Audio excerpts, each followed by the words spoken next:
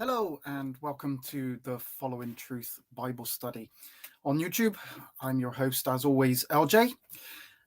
Today we're going to be looking at quite a sensitive topic. We're going to be looking at some of the arguments for the Hebrew Israelites, what they actually make. Now, if you're not aware of the Hebrew Israelites, they are a group that predominantly in America who claim that they are the true Jews, and that the Jews that we know today are not really the Jews at all. So we're going to be looking at some of the arguments that they make in order to prove that they are who they say they are. So this is part one. This is, I'm not sure exactly how many videos I'm going to make, probably at least two, probably three different videos that I will make. And like I say, it is a sensitive subject. I'm not here to try and start World War III, just interested in putting forward some of the arguments that the Hebrew Israelites that they make, in those that are made, that I've seen made against when I've talked to Hebrew Israelites. And then also I'm just going to offer my kind of answer to those claims. Now, of course, you don't have to agree with me. You may disagree. You may believe that that they are correct, whether you are a Hebrew Israelite or whether you just are one of those that associate with them or agree with them. And there are plenty of people about who are not Hebrew Israelites who would agree with that they are the true Jews. And so I'm not trying to say that you're wrong. I'm just going to put forward my argument of why I think that it is not correct. But like I say, it is only my point of view. It is what I believe, and it's what I can present. So whether I'm right or wrong is for other people to decide. It's all I can do is present the information, and then you make up your mind. So there have been some comments already. Cheyenne, I didn't remove your comments. I don't know why they weren't there. I don't know if they're there now. All of those comments are still on my comment thing. Here I can show you that I can bring them up. So the comments are still here on my page. I don't know why they're not showing in the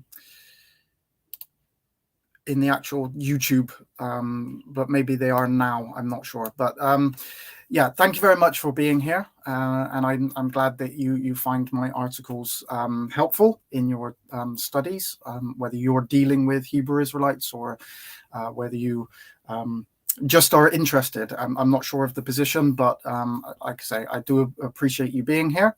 Now, like I say, there are going to be people that disagree with what I have to say, and that is fine. But all I'm going to do is present the argumentations and my answers to those. And like I say, you will make up your own mind, whether they're convincing, whether they're not convincing or not. But if you are one that believes that I am correct, maybe these arguments will be useful to you in your interactions with Hebrew Israelites. And if you agree with me, then maybe you will be able to utilize them in your own arguments. Or maybe it will just confirm to you that what they are saying is actually incorrect. Now, maybe you're a Hebrew Israelite who actually believes that what I'm saying is incorrect, and if you are more than welcome to post your comments into the comment section. I'll try and address them. And if you really want to come on and discuss it with me, then you're more than welcome to do that as well. Now, I have posted into quite a few Facebook pages for Hebrew Israelites. Whether they will actually come and view the channel and see the arguments that are being presented, I'm not sure. But maybe we'll get some Hebrew Israelites here, and we'll see if they make any comments. But thank you very much for everybody else being here. I do appreciate it. It is it's important for, obviously, the channel that people come and watch, but it's also important for the message as well, to whether people agree or they disagree. It's always worthwhile seeing both points of view, and that's what I like to do.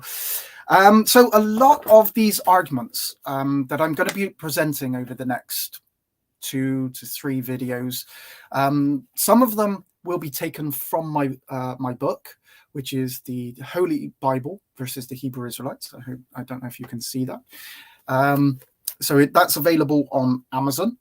It's available, obviously, in book form, but it's also available in download as well. So you can get it in an ebook. There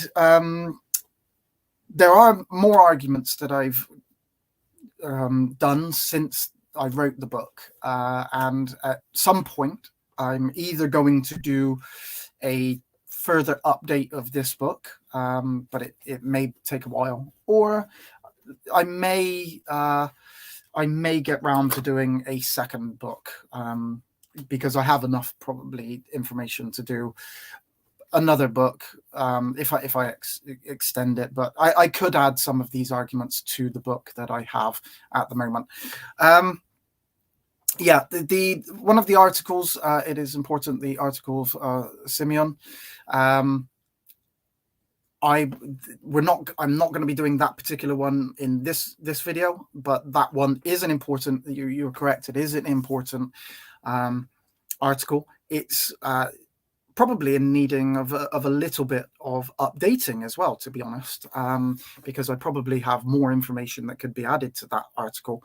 So maybe before I do that, include that in one of the videos that I'm going to do, I will update the actual article itself, make it a little bit more solid in the argumentation, because there are some more information that I think that can be added to that particular study. So today I'm not sure exactly how many I'm going to get through. I've got 6 different arguments, but it will depend on how long those each individual arguments take to go through, what kind of interaction we have, whether we get through all 6, and that's why I say I'm not sure if it's going to be 2 videos or 3 videos, because it depends on how many I get through in each video. And if it needs to be 4 videos, then so be it. We'll do 4 videos on the Hebrew Israelites. Now, I have done the videos on the virgin birth. Now, that is another topic that the Hebrew Israelites like to use, and say that Jesus was not born of a virgin. So I have done that study, and I also, I think I've done was Jesus black in Revelation 1:14. And if I haven't, then I will be doing that video, but I'm sure I have done that video.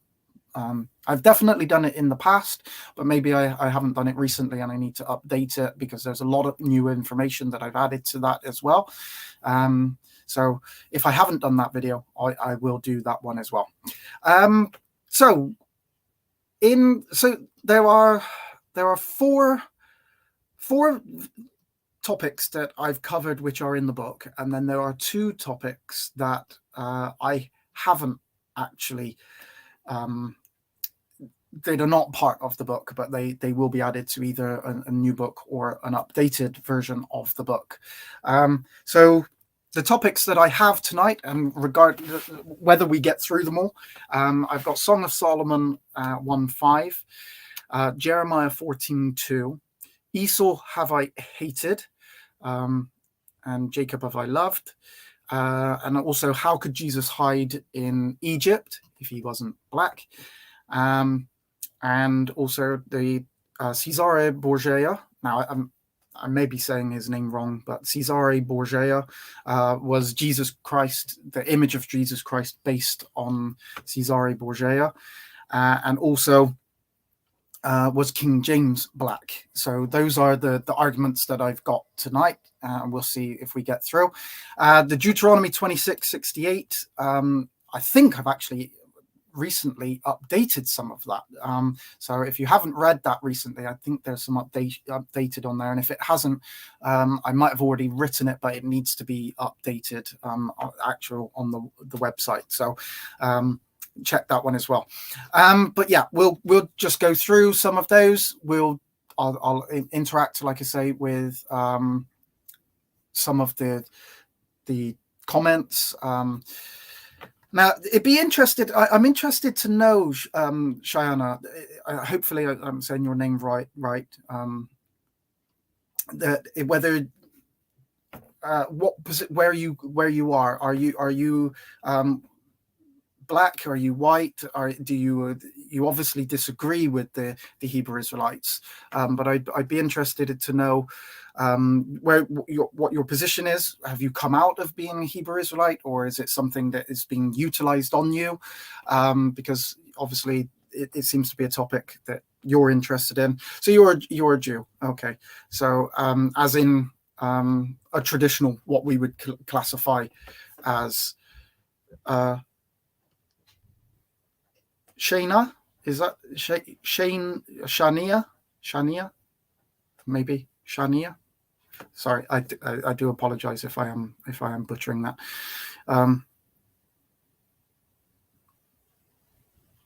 Okay, but yeah, so you are a Jew anyway. Okay, so yeah, we'll go through some of these topics, and we'll just have a leisurely stroll through them, and we'll just take a look at some of the arguments that they use. And my slides are working. Hopefully they should be working today. They haven't been for a while. I've actually had to. They're not working on Chrome. I've had to use a different program in order to be able to. So I'm just using Microsoft Edge for some reason. They won't show up on if I use Chrome. But let's never mind. Shayna. Sorry, I do apologize. It's Shayna, maybe. So you are a full-blown Jew fighting these people related to famous rabbis. Okay. So let's start with Jeremiah 14:2, because this is one of their favorite topics, one of their favorite verses that they actually utilize. So Jeremiah 14:2. So it reads, Judah mourneth, and the gates thereof languish. They are black unto the ground, and the cry of Jerusalem is gone up. So this is hello, Harry. Thank you very much for being here. I appreciate your being here and watching. Thank you very much. I do appreciate it.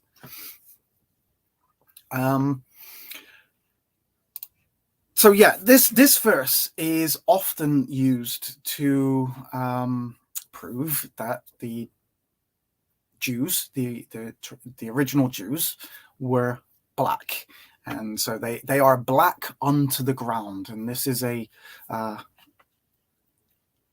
verse. Thank you, Harry. Yeah, so Germany, you are welcome. Obviously, it's you're probably an hour in front of where I am because I'm in the UK. You are probably coming up to 10 o'clock at night there. But I do appreciate you being here. Thank you. They are growing very popular at the moment. It is something that is growing, and is probably one of the fastest growing religions, as I would maybe that are that is in the United States, I believe. Okay, so yeah, so let's get back to Jeremiah 14:2.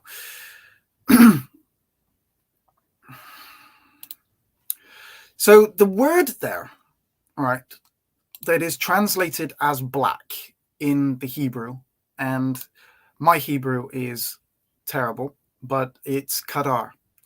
It just means to be dark, to mourn. It's a mourning phrase, so something that is in mourning. Okay, it doesn't mean the color black. The color black is shachor, so it doesn't mean this word that is translated in Jeremiah 14:2. This is the King James version, so where it's got black there, it doesn't mean the color black, which is a totally different Hebrew word. All right, this one just means to be dark and to be in mourning.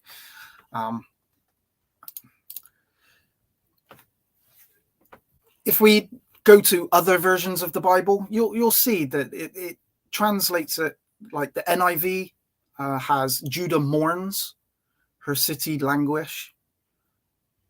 They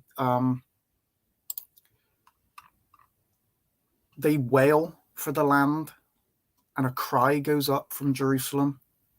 All right, so this clearly isn't referring to the color black. And if we look in the NASB, it's got Judah mourns and her gates languish, her people sit on the maybe sit on the ground. That's meant to be sit on the ground, but that's copied from their website. So I think it's meant to be sit on the ground in mourning garments. And the cry of Jerusalem has ascended. So this is clearly about being in mourning. It's not about the color black.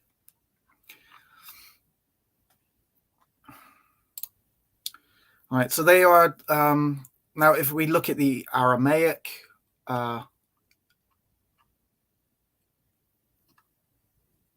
version, Aramaic in English, Yehuda is destroyed and its gates are desolate, and they fall on the ground, and the outcry of Jerusalem went up.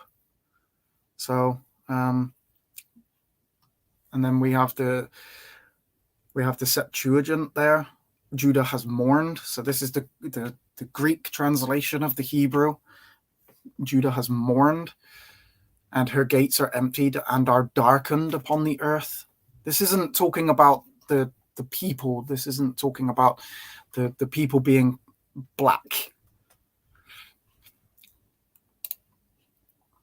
And then we have the 1917 JPS Tanakh, which is renders it as they bow in black to the ground. So Judah mourneth, and the gates thereof languish. They bow down in black unto the ground, and the cry of Jerusalem is gone up.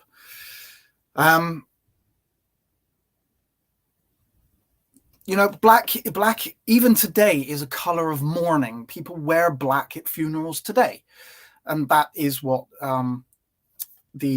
the rendering here is. That's what the meaning of this is. So it's not meaning, again, it's just not meaning a physical skin color being black.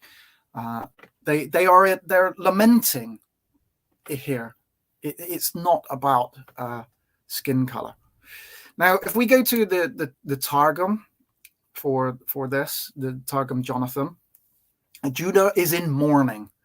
Her settlements languish. Men are bowed to the ground, and the outcry of Jerusalem rises. Now, when you look at, because the Hebrew Israelites, they use the King James version. That is the version that most will use. And then what they do is they look for any kind of word that or rendering black, and so they are cherry picking. They are literally looking for a verse that has the word black in it, but they're not actually understanding the meaning of it. All that they're taking is it has the word black. And when we look at the actual meaning of that, it's clear that we are not talking about a skin color. It's all about the mourning and the men bowing down to the ground in the outcry of that city, because they are lamenting. This is not about, they're not trying to push forward a skin color. So when we put this verse back into its proper context, we will see that is exactly what is being demonstrated. So in Jeremiah 14:1, the word of the Lord that came to Jeremiah concerning the dearth. All right. Now, this again is the King James Version. So that is drought. That's what the Hebrew there means. It means a drought, because of the drought. The word of the Lord that came to Jeremiah concerning the drought. And if we actually look at the NIV, we'll actually see the word drought there. And if we look at also at the JPS Tanakh 1917 translation, we also get that drought in there as well. So in verse 2, we see that Judah was mourning. They were in black. They were mourning unto the ground.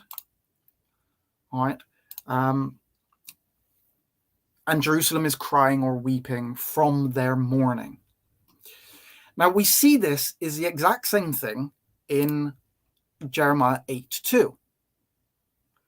For the hurt of the daughter of my people am I hurt. I am black. Astonishment hath taken hold of me. And it's strange because actually the Hebrew Israelites, I've not heard them use this verse. Yet here we have I am black. So taking their understanding of the scriptures, I am surprised that they have not utilized this verse within their arguments. But again, we have black. Now, the word again here translated as black is kadar. It's not shechor. It doesn't mean skin color. And I am saying that, and I'm repeating that over and over because it's vitally important that we understand that this black here is in no way referring to a skin color, and it can't be referring to skin color. That's not what is being in reference. And again, once we look at other versions of the Bible, so we see Jeremiah 8:21 in the NIV, since my people are crushed, I am crushed, I mourn, and horror grips me. And in the NASB, again, we have that mourning there as well.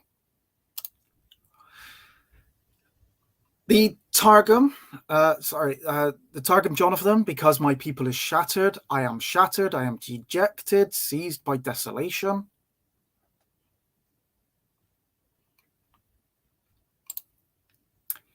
Rabbi Rashi on this, he comments that it is, I am darkened, an expression of blackness and darkness. Right? It's an expression of blackness and darkness, not in physical color. And I should have had the JPS Tanakh version of that, but I haven't, but I'll read that. So the JPS Tanakh version, no, I don't have it. I didn't create this slide for that.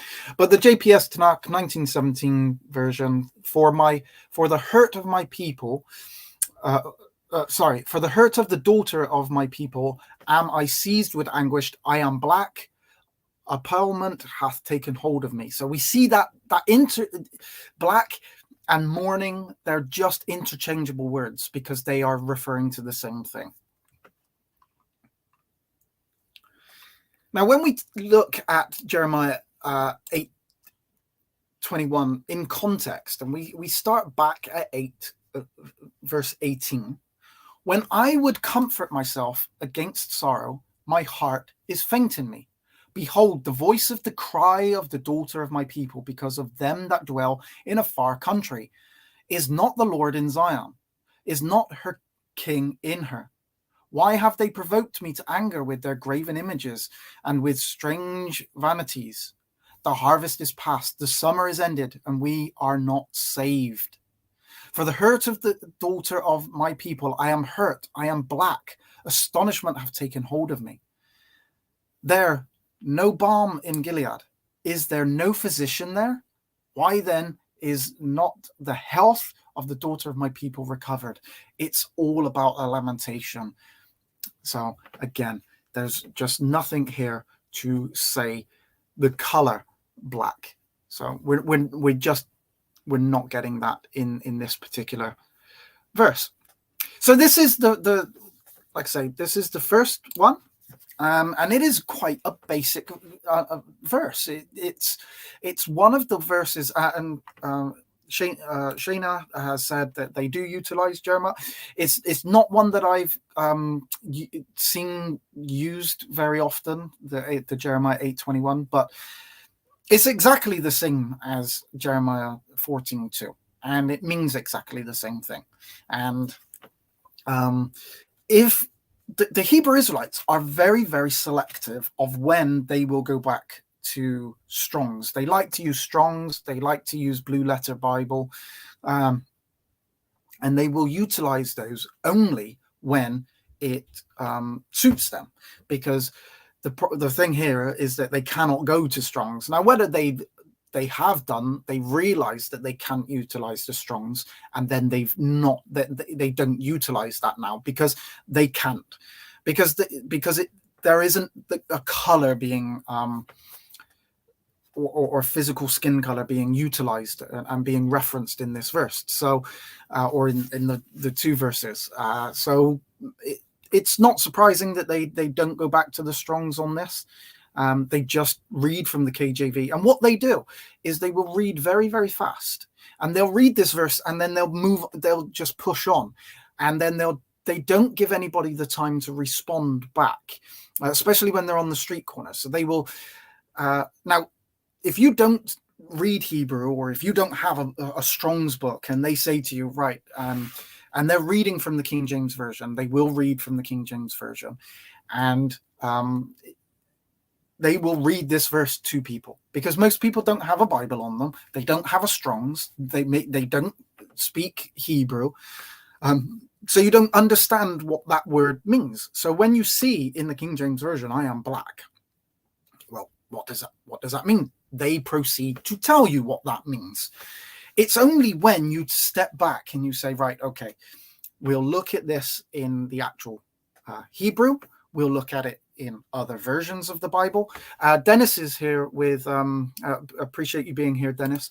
Dennis has the New World Translation, and he says that means mourns, or it's translated as mourns in the in that version. They sink to the ground, dejected. So it's all you get that feel. You get that feel of mourning in the actual text itself. They're so in mourning that they're falling on the ground in desperation, and their cry from the city is going up. But for some reason, at this point, they decide to say, well, we're in such desolation. There's such a drought. We're in anguish, but we're black. Remember, we're black people. And it seems a very strange interjection if that is the case. If they were, even if this was saying that they were black, it would be a very strange stance or comment to make during this lamentation of being in pain and anguish and crying and desperation, and then they turn around and say, well, we're black as well. It's context shows you that this just is not that. The Hebrew shows you that it's not that. Translations show you that that's not the meaning, and the actual verse itself, when you just put it back into the context, you see that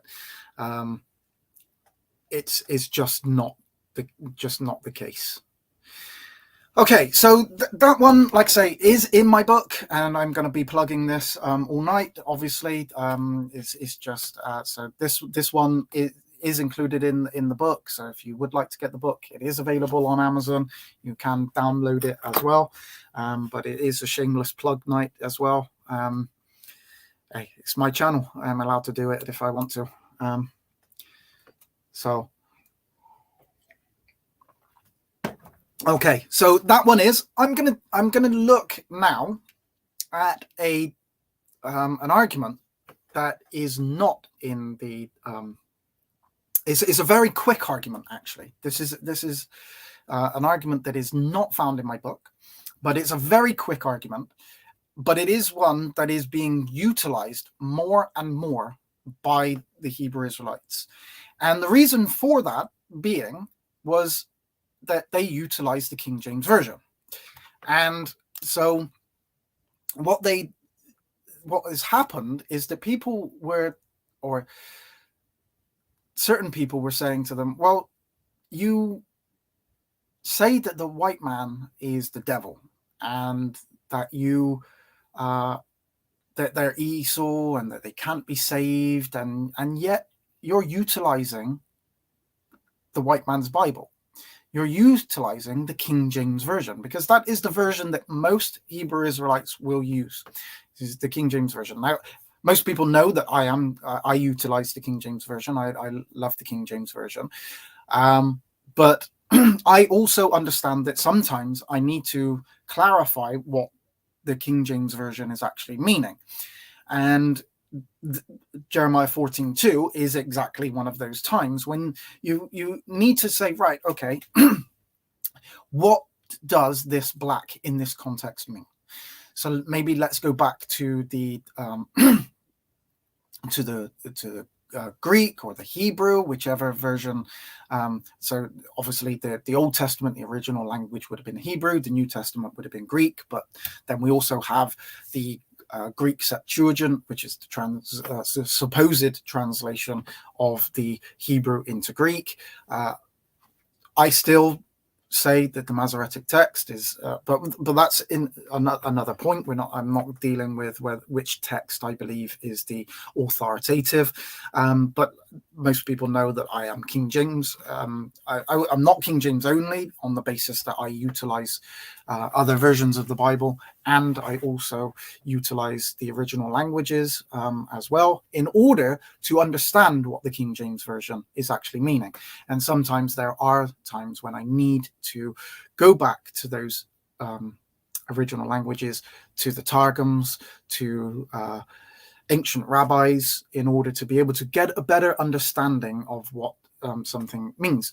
But like I say, they utilize the King James Version, and they have had that argued against them, that they are using a white man's Bible. It was translated by a white man, because I don't know if they seem to think that King James himself did the translation. I think that they're not very good at textual criticism, let's put it that way. It's not one of their strong subjects.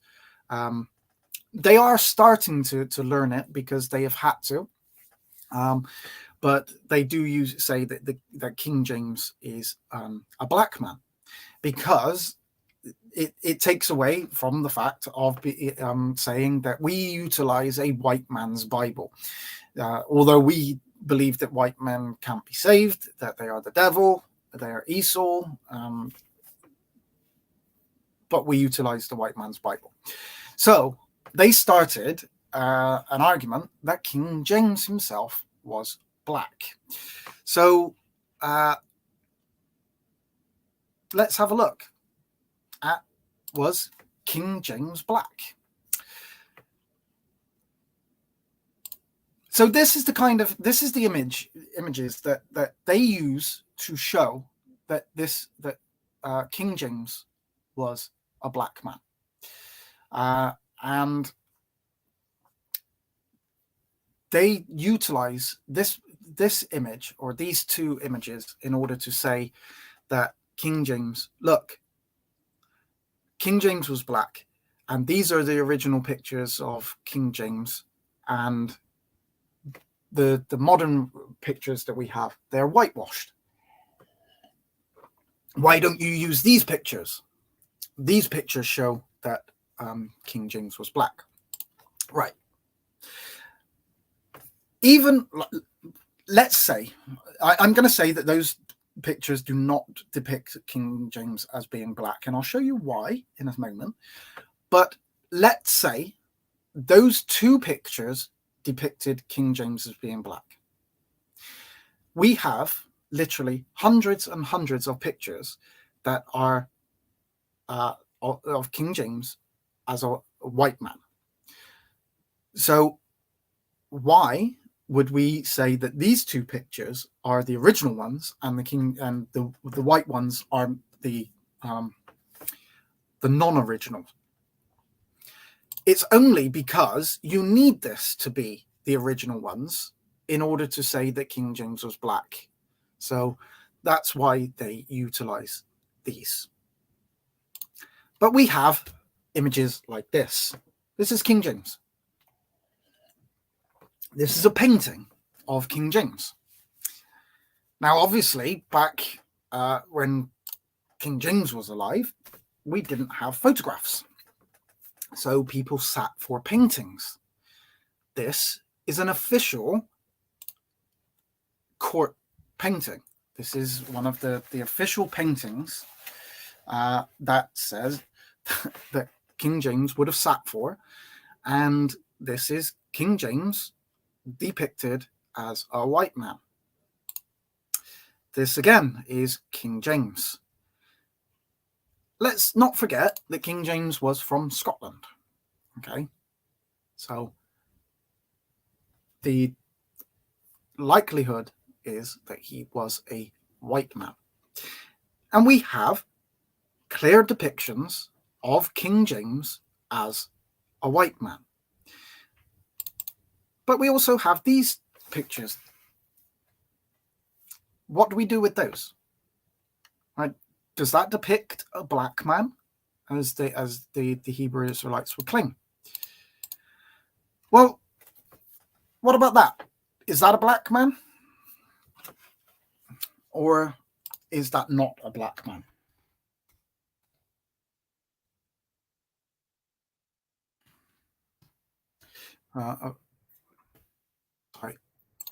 Right. That is a drawing of Peter Dinklage from Game of Thrones. But that is what you call a picture. It's called cross-hatching, and it puts shadows onto a picture. Clearly, we know that Peter Dinklage is not a black man. So even though there are black shadings on this picture, it's not going to make Peter Dinklage black, right? Although you could argue that this was a depiction of a black man if you're going to say that this is a picture of a black man. Just because it looks like it is black does not necessitate that it actually is. Now, this isn't the same style picture as what this is. This is actually something, like I say, called cross-hatching. And actually was one of the things that I thought originally that this was. But it's not. When you actually look at these pictures, you'll find that these pictures, right, this is it blown up. That's it. Okay? That is that image, or one of those images, close. Right? That's the image on the left. I have made that bigger. Does that look like a black man?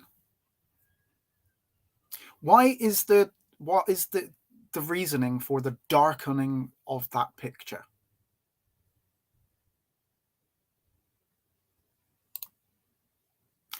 Well, the reason is that this is a line engraving picture.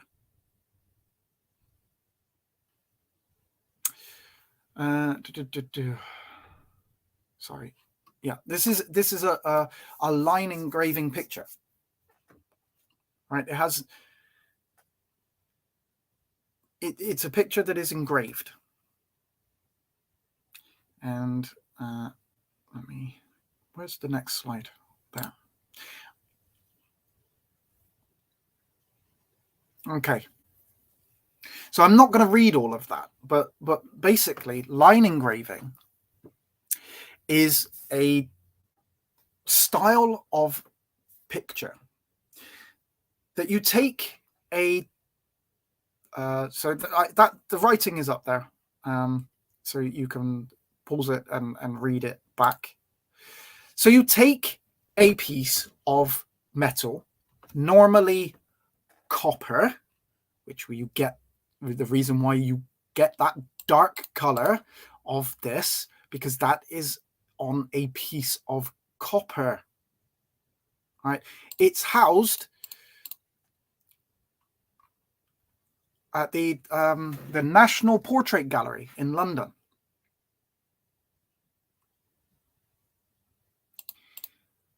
You take a piece of copper, you engrave it with the picture on into the copper. You actually dig into the copper. Then you use this ink and you spread it over the copper, and then you put the pic. So this is the engraving on a piece of copper. You dig into the piece of copper. You put the ink on, and then you put the picture onto a piece of paper, and obviously you remove it, and the ink goes onto the paper. So you can order prints. These are available. You can buy these prints. If you want to buy one of these prints of King James, you can do so from the National Portrait Gallery. They will sell you one, because they have the original copper plate. So the darkness of why it looks that way is because these lines are engraved into copper. It's not a black man. It's engraved onto copper and makes it look like that it is darker, because copper is dark. It's a bronze color, a copper color. As you in this line engraving, as it says there, it's the design is cut directly into the surface of of metal, usually a copper plate. That's what normally is the normal. It can be different types of metal, but it's normally into a copper plate. It's just a style of painting which was done, or a style of producing pictures.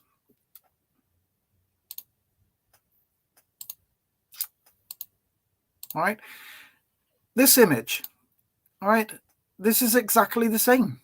It's just line engraved. This is another one. It's line engraved, and this is a closer version of it. It's a line engraving. This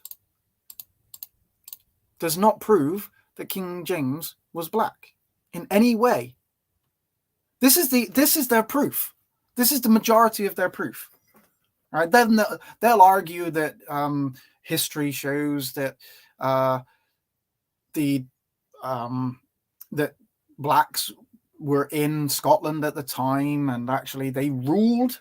They actually think that the Dark Ages are so called because those times were run by black people.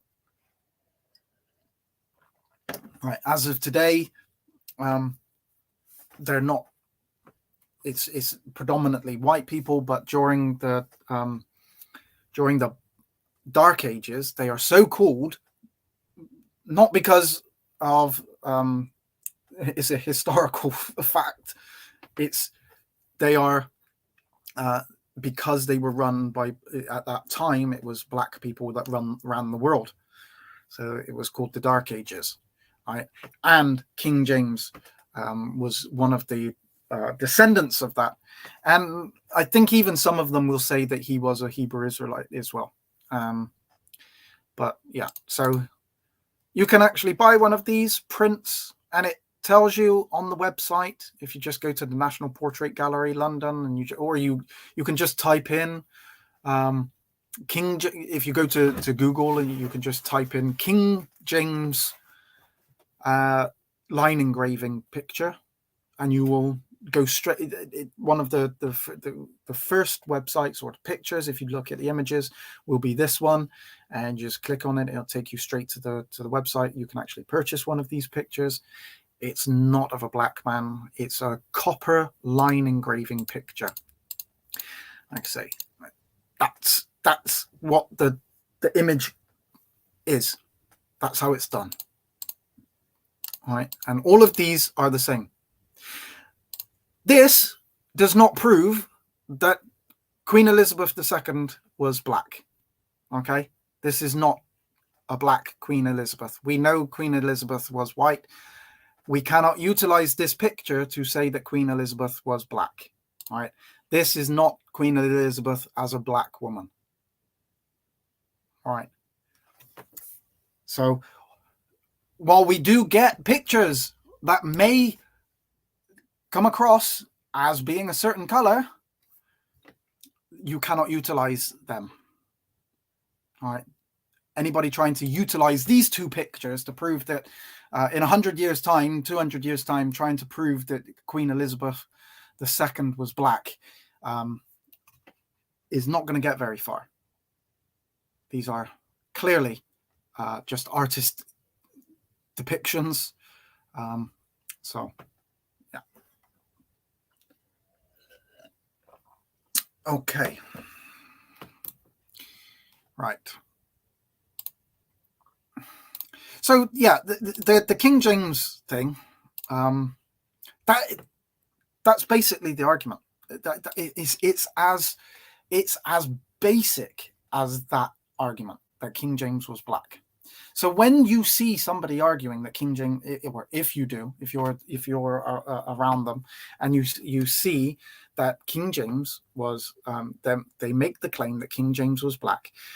The two arguments will be that the Dark Ages were so called because it was run by black people, and also you'll find that they're utilizing one of these kind of images from these copper plates that they have clearly no idea what that is, or they are hoping that you don't understand what that actually is, and that you look at that picture and you go, oh, that looks like that's a black man, and so that you have some doubts for yourselves, and so this is the utilizing. But this shows the level of actual either study that they have, because if they are honestly utilizing that line engraving image to prove that King James was black, because they really believe that shows their lack of study. I mean, you just need to go to I was going to bring it up, but maybe I'll do that in a moment. But you just need to go to, in fact, actually, no, I will do that. I'm going to just show you as simple as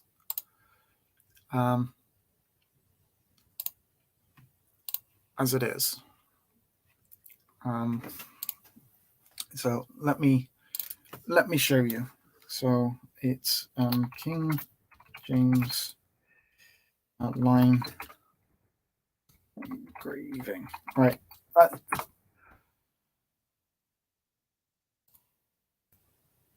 Okay, so this is the image that they utilize. So all I did was typed in King James line engraving, and you'll see this one here is as well up in the top right hand corner. But this one does get utilized, but this one specifically, and when you just go into that, you'll see King James I of England and VI of Scotland. All right. Now this was done by Hendrik Hondius. It's line engraving in 1608, and you can buy a print. you can just buy one.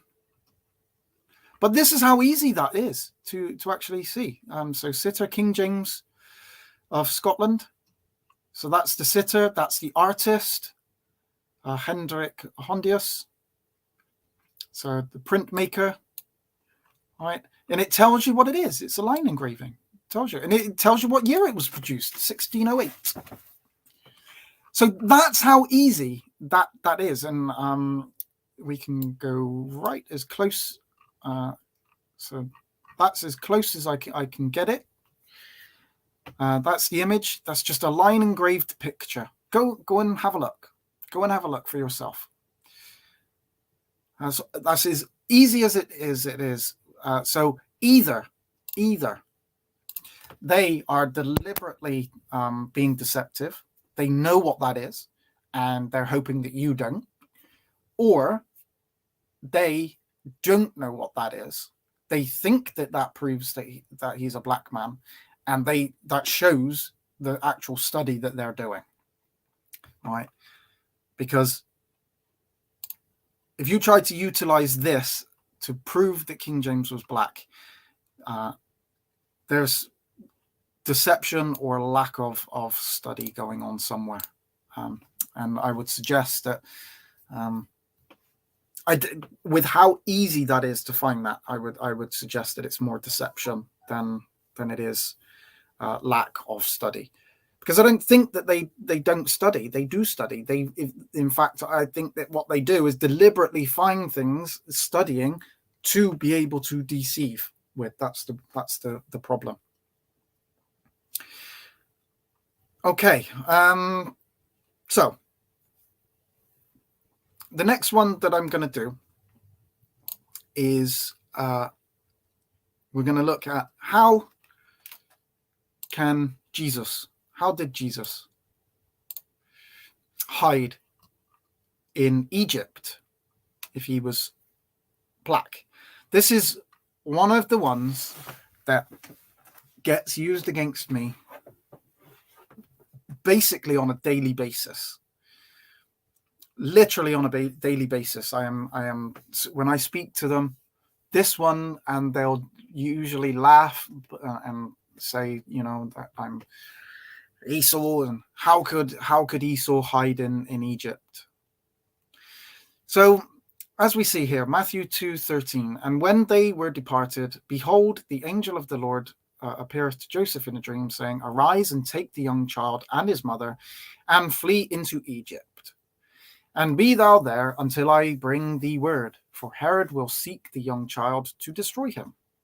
When he arose, he took the young child and his mother by night and departed into Egypt, and was there until the death of Herod, that it might be fulfilled which was spoken of the Lord by the prophet, saying, out of Egypt have I called my son. Now, I do understand, Shayna, that you may be just a Jew and not a Messianic Jew. So this one might not be something that you believe in, but it is something that you can at least be able to give an argument back to the Hebrew Israelites, who would, most of them, not all of them, not all the Hebrew Israelites are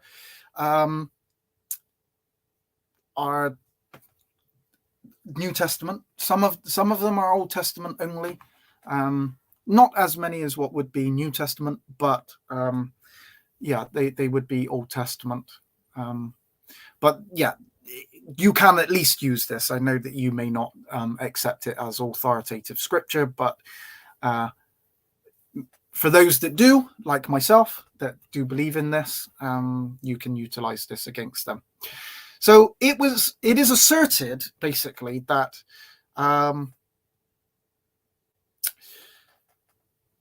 Jesus would not have been able to hide in Egypt if he was not black, as he would have stood out amongst the black Egyptians. And often you'll see, if you're engaging with them, you'll see this. You'll see when Jesus and his parents had to hide in Egypt, and then you'll get this meme picture of one little white boy in kind of a class of black boys, and they're all staring at him. So this is often utilized, and this one just comes up on a daily basis for me. So there are a number of arguments to the claim, but there's a lot of problems with this claim. First of all, it has to be already taken as fact that the Egyptians were black. If the Egyptians were not black, then the argument just at that basis simply fails at that stage. Therefore, for the argument to have any validity at all, the Egyptians must be black. And they do argue that the Egyptians were black. I'm not going to argue that the Egyptians were any color, whether they were black, white, orange. To me, it's irrelevant, because the argument doesn't fall on what color the original Egyptians were, whether they were black or not. So I'm not going to deal with that. I'm going to bring. I'm only bringing that up because that is what the Hebrew Israelites will use, and then they will utilize this type of mem in order to prove that Jesus. There's no way that Jesus could have hid in Egypt. He would have stood out, and he would have been killed. So we're just going to deal with that. So I'm also going to not argue that Jesus was a white Messiah. I'm not going to argue that he was a little white boy. That's, to me, it's irrelevant to this argument. Now, whether he was white, black, any other color, that's for a completely different debate. What I'm trying to do is just utilize the arguments that they use and show their arguments as being wrong or right. And like I say, it does not matter if Jesus was white and all of the Egyptians were black. It would not make the blind bit of difference to Jesus hiding in Egypt. The reason why is because we are told, I haven't got the verse, Matthew 2:16.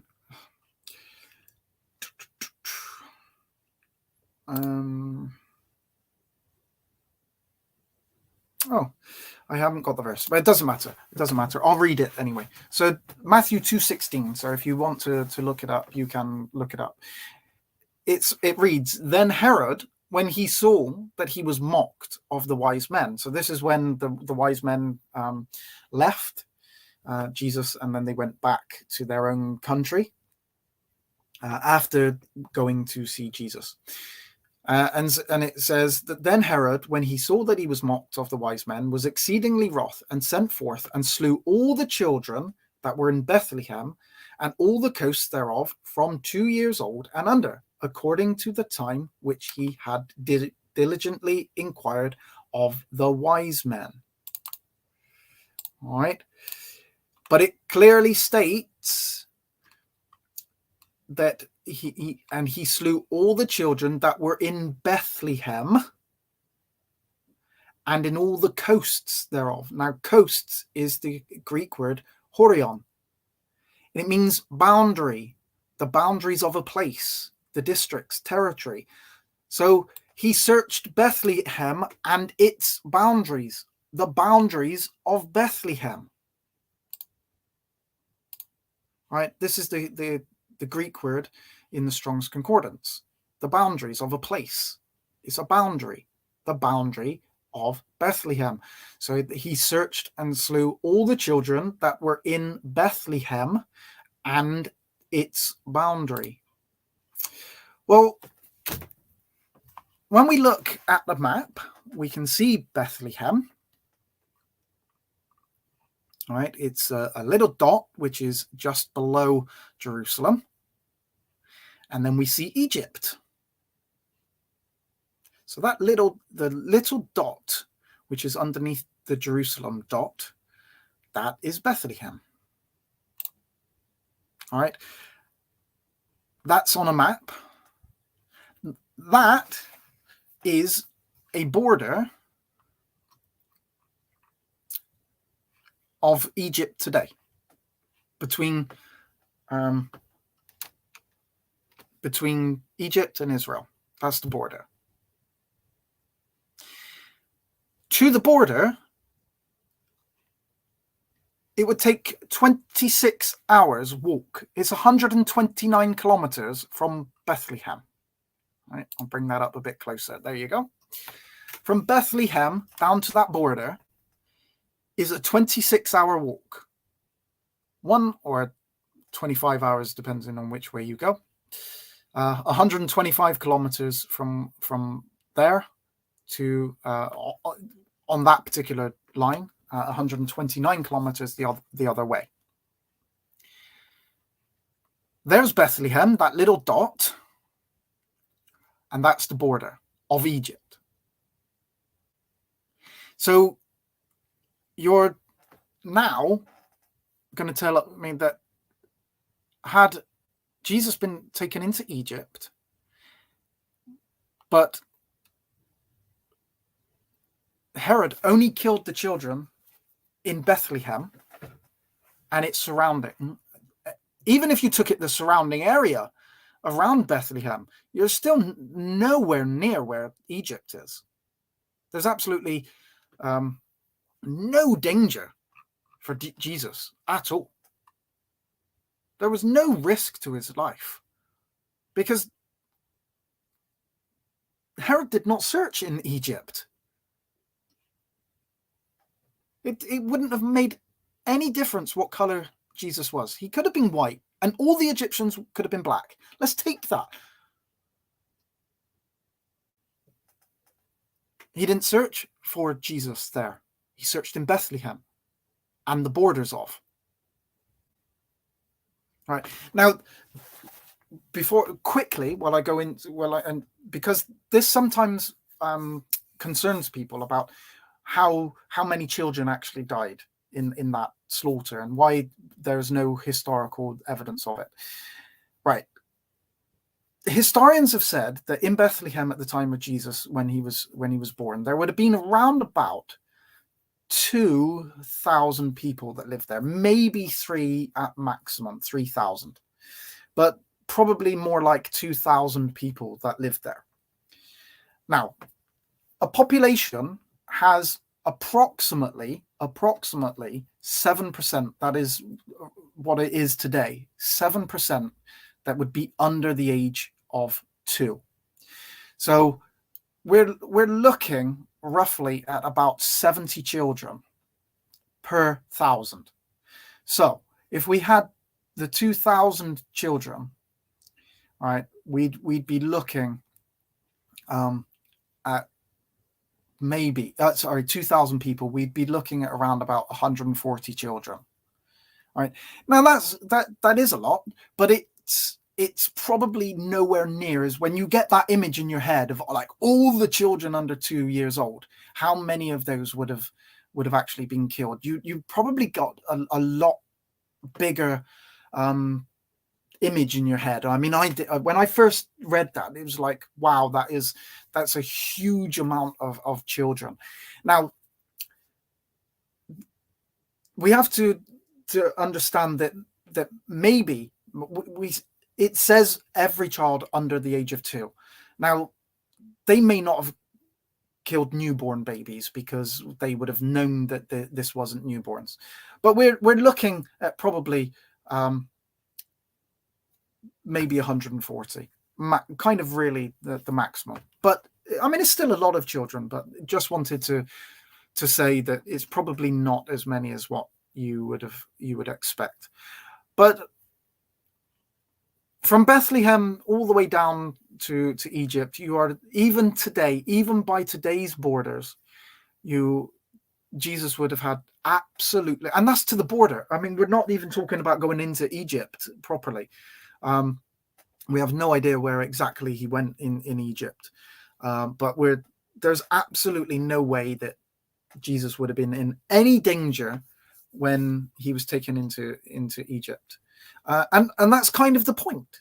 That was why he was taken to Egypt, to take him away from the danger of being of the slaughter. That was the point of this. But Herod's persecution and looking for Jesus it didn't extend anywhere near Egypt, so he was perfectly safe.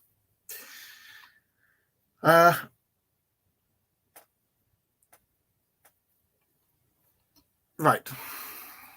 Okay.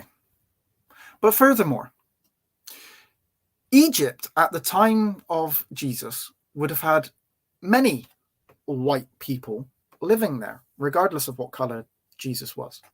There would have been many white people living in Egypt at the time that Jesus was taken there. So again, it would have been absolutely irrelevant. At the time that Jesus was born, Egypt was actually under the control of the Roman Empire. The Romans were not black people. The Romans had taken control of Egypt in around about 30 BC, around 25 to 30 years before Jesus was born.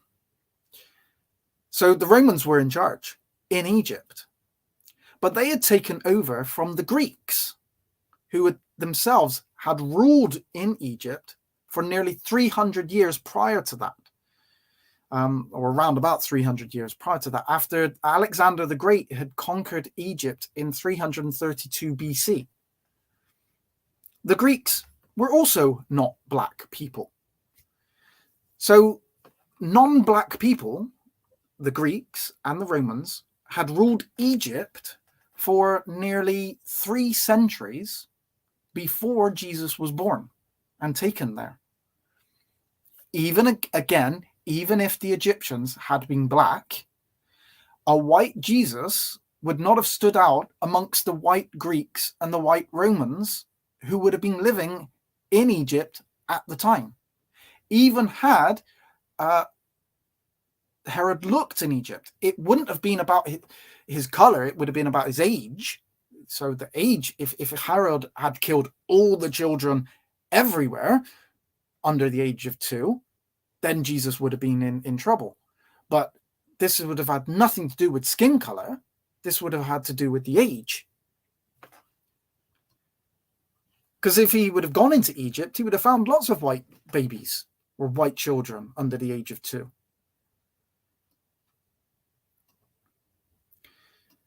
Now, what's more is that we know that so Jesus could have looked.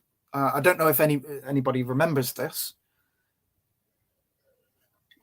It's a cartoon that from when I grew up. I don't know if this is just from England or whether it's other countries as well. This is from a cartoon called Super Ted. This was this was his best friend, Spotty. So Jesus could have looked like this. He could have been yellow with green spots, with a red mohawk. He would not have stood out to Herod, because Herod didn't look there. So it was it's just irrelevant of the color. But what's more is that there would have been at the time that Jesus was taken to Egypt, there would have been lots of Israelites living in Egypt at the time that Jesus was born and taken to Egypt as well. Israelite captives had been taken into Egypt as far back as the Assyrian captivity. We know that the Jews were there during the Babylonian captivity. And also we have historical evidence regarding the Grecian captivity, where it's estimated up to 120,000 Jews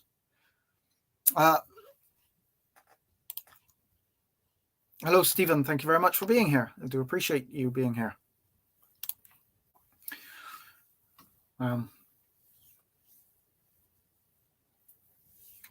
So yeah, during the Grecian captivity, about 120, it's estimated up to 120,000 Jews were taken into captivity in Egypt. under Ptolemy I. And there is also evidence that many Jews actually went to Egypt, specifically in Alexandria, that being particular in Alexandria, during the Ptolemaic era. They were going there by their own accord. They were attracted to the land, or they were attracted by the land and Ptolemy's generosity and hospitality towards Jews. So we know that throughout the history of the Jewish people, they were going into Egypt. They were being taken. They were going into Egypt on their own. They were being forced into Egypt through slavery. They were being taken there in captivities. So there would have been a huge population of Jewish people in Egypt at the time that Jesus was born. Like, Jesus would have been the same color as the other Israelites. And so even if we took the extremities here and we said that everyone in Egypt was black and all the and the the Israelites were white, Jesus still would have not stood out amongst the other Israelite families, the Jewish families. So at no point would Jesus have stood out regardless of what color he was, because there's absolutely nothing that would mean that Herod didn't go to Egypt to search out the children. Only the borders of Egypt, of Bethlehem, which to the boundary today is 125 kilometers. So Herod only killed the children on the borders, the boundaries of Bethlehem. All right, so Jesus was at no point would he have been would he have been in danger? Yeah, they do insist that these Israelites were black, but like I say, it makes no difference on the color of what of Jesus. Let's say that he was black and all the Egyptians were black. The color is absolutely irrelevant to the argument of whether Jesus was in danger of being killed.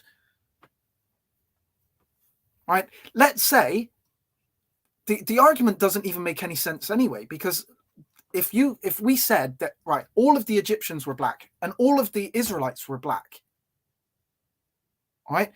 If Herod went into Egypt and killed all the 2-year-olds, then he would have killed all the black 2-year-olds, or the ones under 2. So the color would have been irrelevant. It was the age. It was the age that he would have been killing, regardless of the color. But he didn't. There was no danger there because he wasn't searching in. He wasn't searching in Egypt. He only searched in Bethlehem. So it had absolutely is absolutely irrelevant. Now, we must also note another story in the Bible. We get another story where the biblical story of King David and Hadad, which can be found in 1 Kings 11. Right, so that is 1 Kings 11. And I'll read it. What it is, Hadad was an Edomite. The Edomites, who are the white people,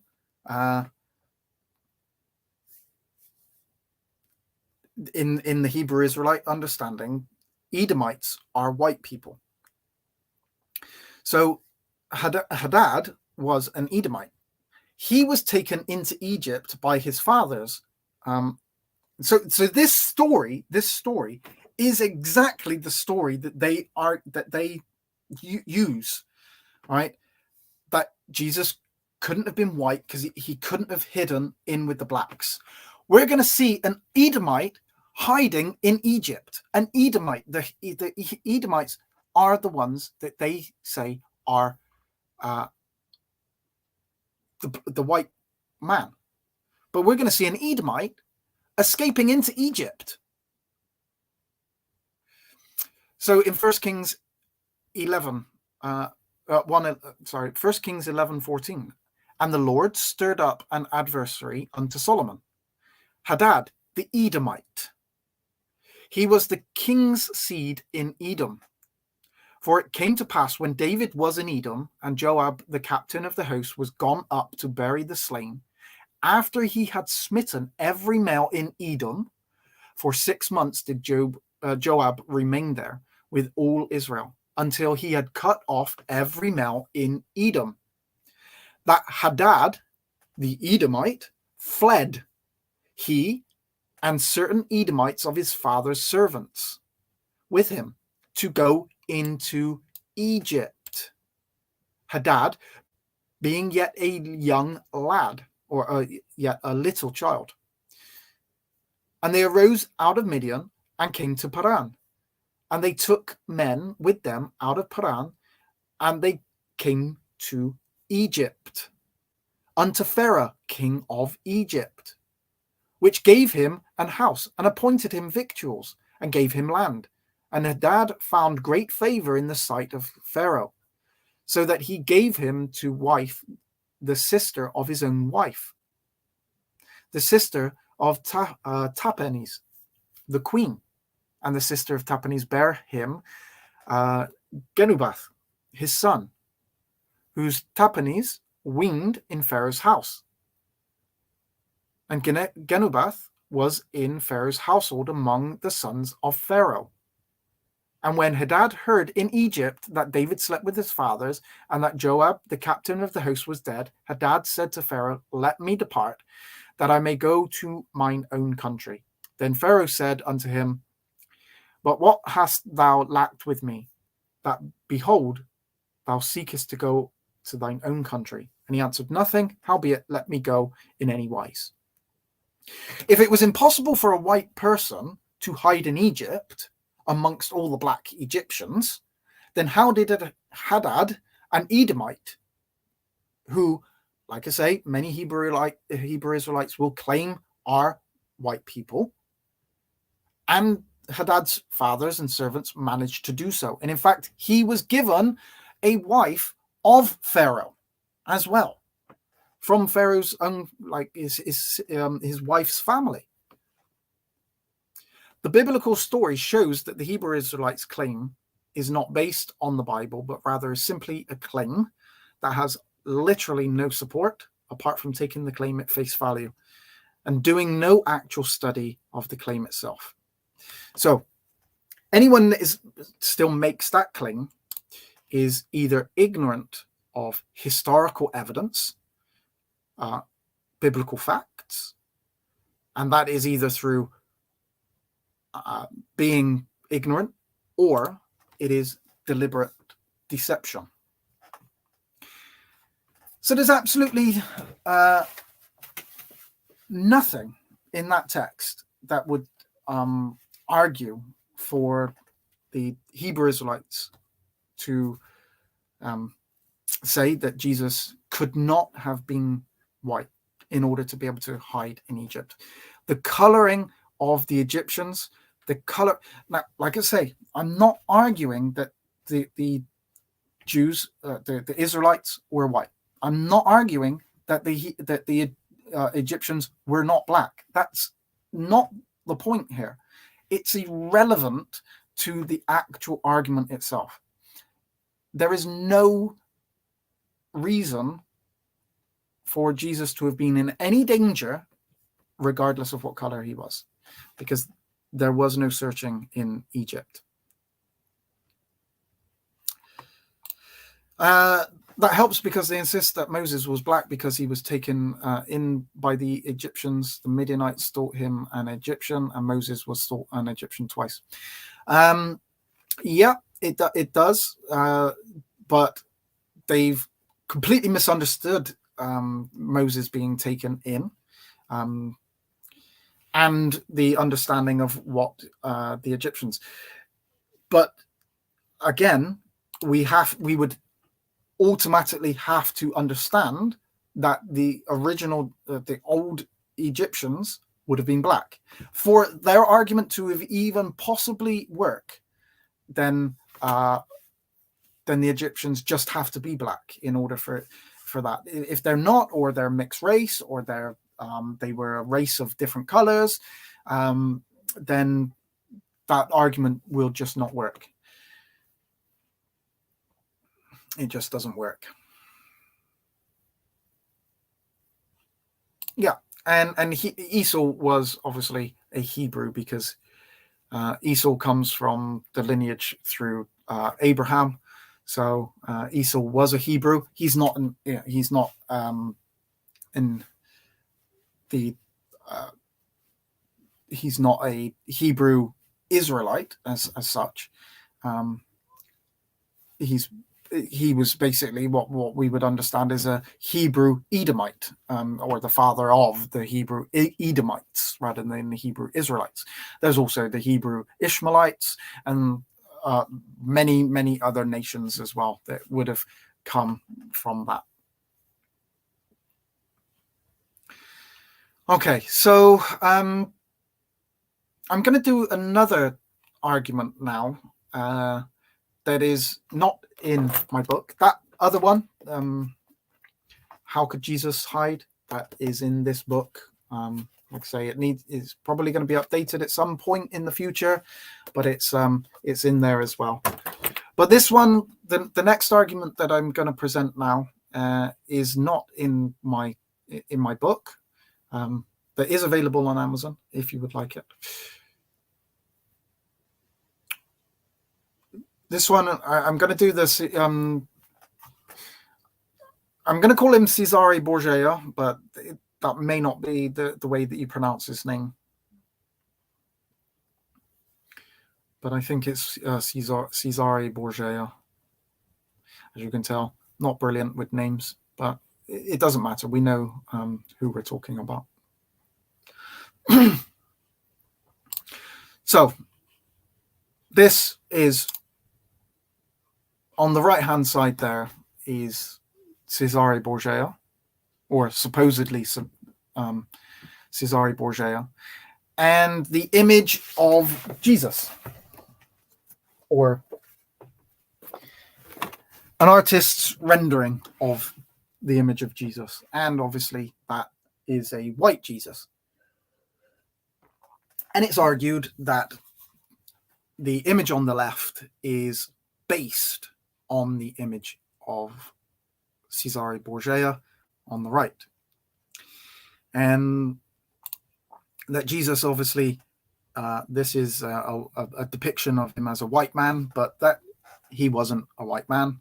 And only this image here that we have comes from a later adaptation of Cesare Borgia. So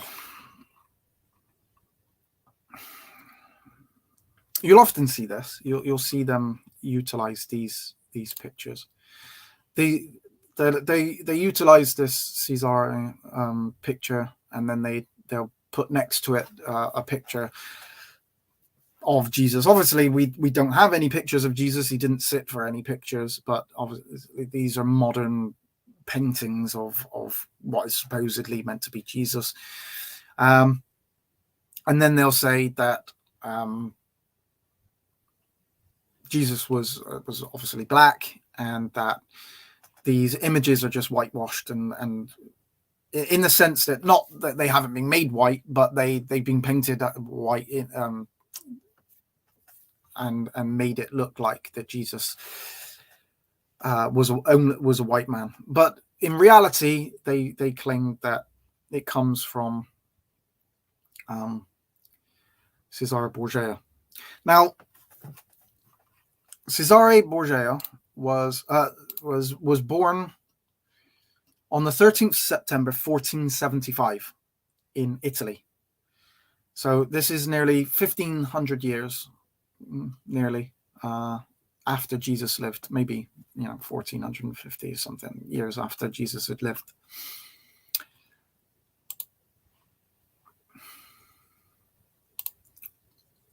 Bear with me 1 second. Let me just I just need to bring my screen back up. So yeah, this is like a long time after Jesus lived.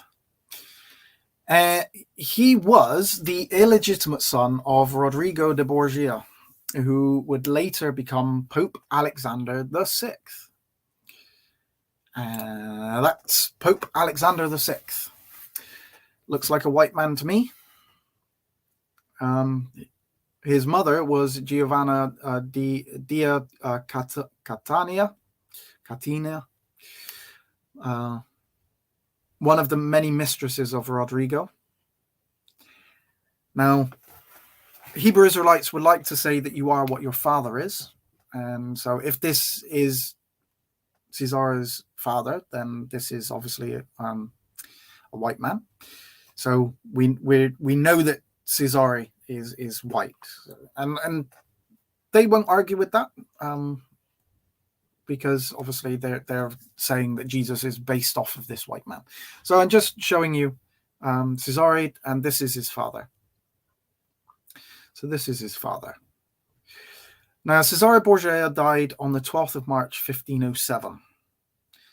So that date is important. Remember, 1507. Is an important part of this argument. Now, it is claimed that Pope Alexander VI did not like the images of Jesus as a Jewish man, which would have been, in their understanding, as a black Jewish man. And so he commissioned Leonardo da Vinci to produce new paintings of Jesus, which were based off of his son, Cesare.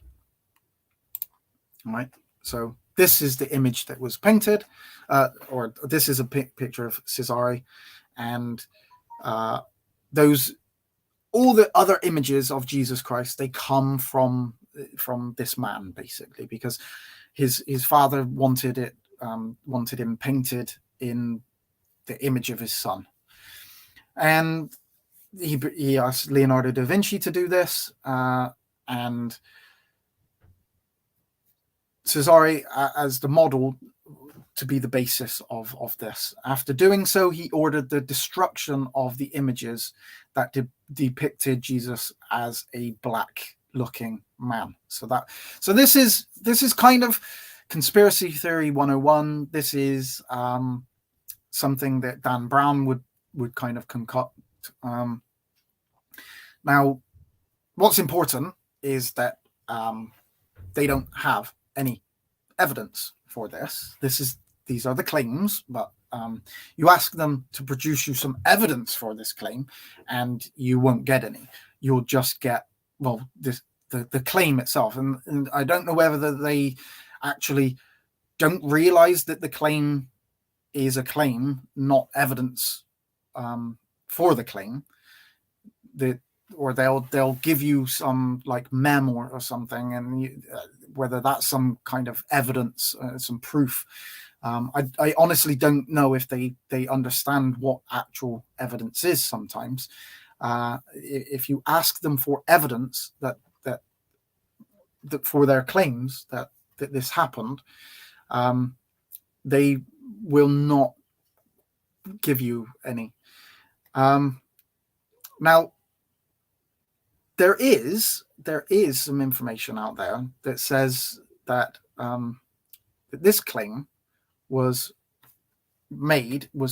first made by French novelist Alexandre Dumas. That's the Alexandre Dumas who wrote The Three Musketeers and the Count of Monte Cristo. So a very famous writer. But it's from his writings that this claim is meant to have been made. First made by him. And the Hebrew Israelites simply follow these claims made by Dumas as if they were fact. they don't actually prove the claim. They will often say that, so they don't have any evidence, but they will say that Alexander Dumas was the one that was the first person to make that claim. And so they won't produce any evidence of that. And you just ask them, they won't give you it. But the thing is that Alexander Dumas never made that reference. He never made the reference. It's in cyberspace, but there is no claim.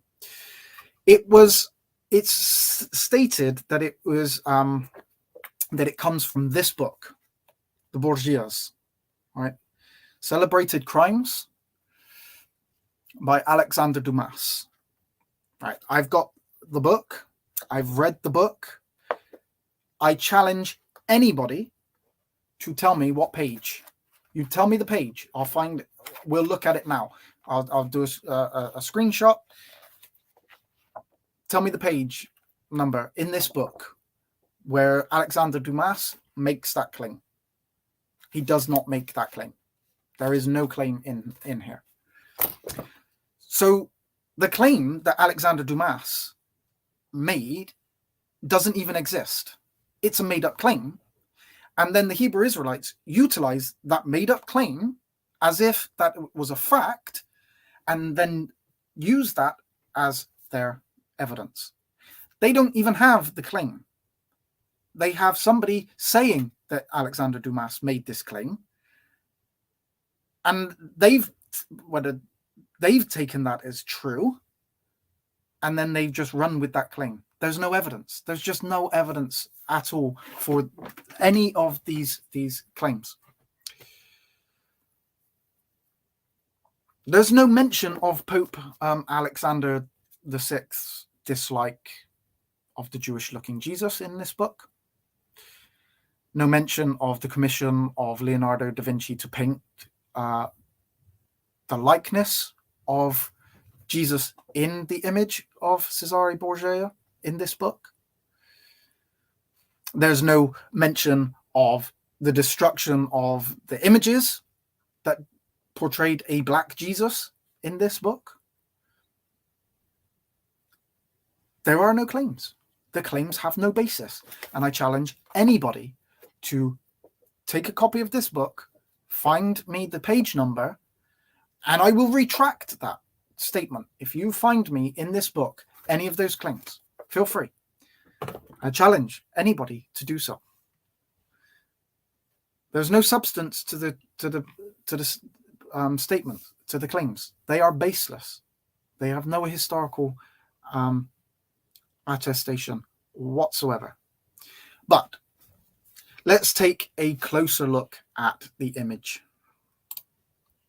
So this is the image that is stated that is meant to be the image on which it was based. And remember the story about Leonardo da Vinci and the date 1507. This is the image that they like to use. Now this is a portrait called Portrait of a Gentleman. The painting is traditionally believed to be a painting of Cesare Borgia, although nobody knows for certain if it actually is. It's only understood that it is a picture of Cesare Borgia, but it's actually not positive. We do know when it was painted, right? Remember that date, 1507. Cesare Borgia died in 1507. We know the date of this picture when it was painted in 1513. Yes, that's 6 years after Cesare Borgia died. And I said that date would be important. Cesare did not sit for this picture. All right, this portrait. It's called the Portrait of a Gentleman. And Cesare did not sit for this picture. He was already dead when this picture was produced. We also know who painted this picture. And it wasn't Leonardo da Vinci. We know that it was Alberto Melloni. history tells us who wrote this, who painted this. History tells us that it was what year it was painted. This was certainly not Cesare while he was alive, who sat for this. Pope Alexander VI, right, who was meant to have asked Leonardo da Vinci to paint Jesus in the likeness of his son, right? Well, he died in 1503. And he certainly didn't commission this picture, saying that this was painted 10 years after he had died. So, bear with me 1 second.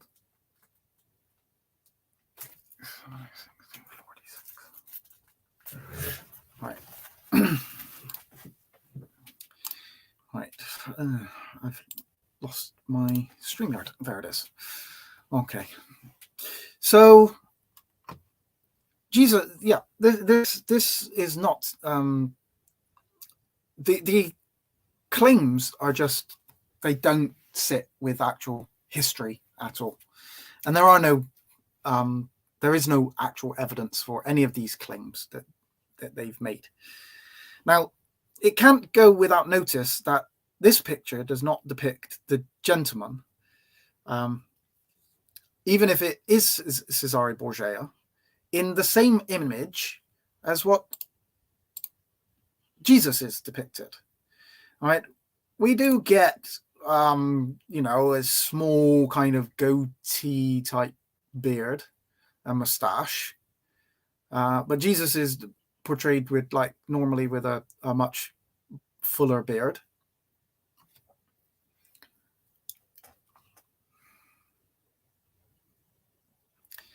So that image, maybe kind of this is, but even still, this is it's not the same kind of beard that is depicted on modern versions of Jesus, of what Cesare Borgia has. Now, the person in the picture has dark eyes in Cesare Borgia, right? It's dark eyes, and quite often you'll see the image of Jesus is like this blue-eyed person, which obviously we is made up. We don't know what color Jesus's eyes were, but the modern versions of pictures of Jesus, quite often you'll see them with with these blue eyes. The hair is very different. Jesus is commonly depicted with much lighter hair. These pictures have got quite darkish hair, but this one, the Cesare Borgia, is almost black hair, or very, very, very dark brown. Jesus is sometimes almost very, very light brown hair. So the images are not really even very similar. There are similarities, but they're not. You certainly wouldn't say that one was derived from the other. If you put them next to one another, you wouldn't say that this image of Cesare Borgia is like what kind of. I mean, you can see in this one. This one's got kind of blue eyes in this image. You're certainly not going to get the Jesus from that kind of picture. Not unless you're trying to force it. They have similarities, but they're certainly not. It is certainly not one which has to be based off of the other. Now it is possible that we know that Jesus would have had a beard. Being a Jew, it's likely that he's going to have a beard. And Isaiah 56 says that I gave my back to the smiters and my cheeks to them that plucked off the hair. So this kind of gives an image of I had not my face from shame and spitting. So it kind of gives an image of that there would be plucking off of the hair.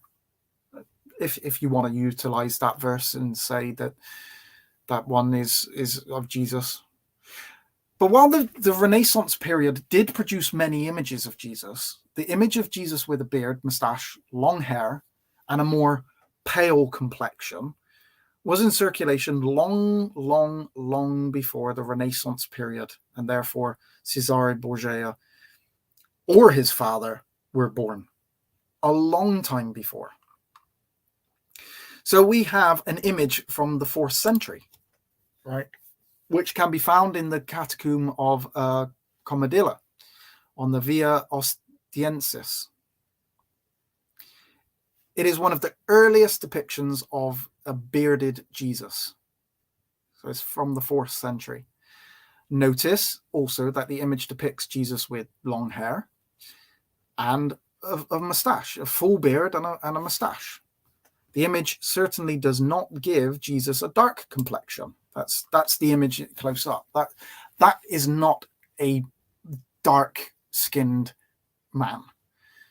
And like I say, he's got the beard and moustache and long hair from the 4th century. Right? Remember when Cesare Borgia lived?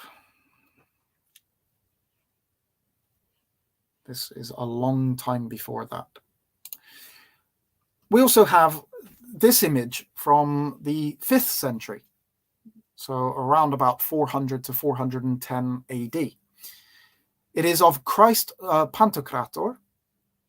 It is a Roman mosaic found in the church of Santa Pudenziana in Rome. All right, and this is the image again.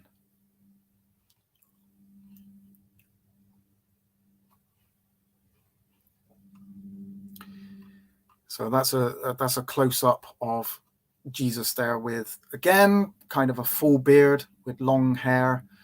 And you can even see kind of all the other people. There's a white hand down at the bottom there coming into view. So that these are not being depicted. I know this is obviously in Rome, but the depiction of a white Jesus and white disciples and Mary there, or that could be Mary Magdalene. It's obviously a woman there, but again, we're looking at an image. We're looking at very, very early images. Now, again, I'm not trying to prove that Jesus was white. All I'm showing is that the images of Jesus as a light-skinned man, right, regardless of whether this was Rome's doing or not, it's not based on Cesare Borgia, which is the argument that they like to make. Right, like I say, this is a closer up image. Then we have another one from the 6th century. This is called Pantocrator. Again, we have a white or a light-skinned man. I wouldn't say that this was the depiction of a white man, but a lighter-skinned man with beard, moustache, and long hair. Long. This is the 6th century, long time before Cesare Borgia. This is a Coptic image from the 8th century that comes from the Apollo Monastery in Bawit, Egypt. So this is from this is a picture from Egypt, and it's now housed in the Louvre Museum in Paris. And it is called the Icon of Christ and Abbot Mina. And again, we see like a lighter skinned or a lighter complexion with the long hair, with a beard and a moustache.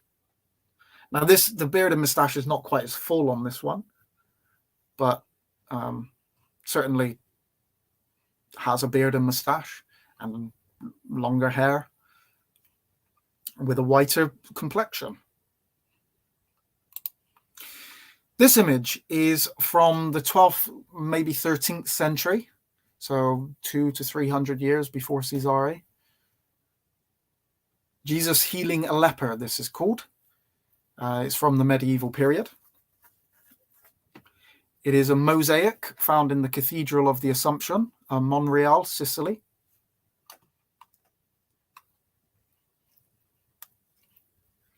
Again, there's a much lighter skinned Jesus with the beard, mustache, longer hair. And these are just a sample of the images of Jesus being depicted as having the full facial hair, the long hair upon his head, and of a paler complexion that can all be found in existence before the 15th century.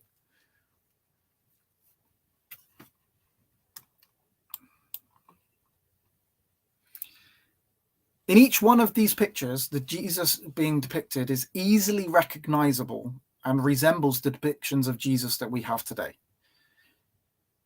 Even if the pictures of that era, like around the kind of time of Caesarea Borgia, were based upon Caesarea Borgia, right, which there is no credible evidence for, this would not in any way support the claim that the image that is commonly used by Christendom today is based upon that image.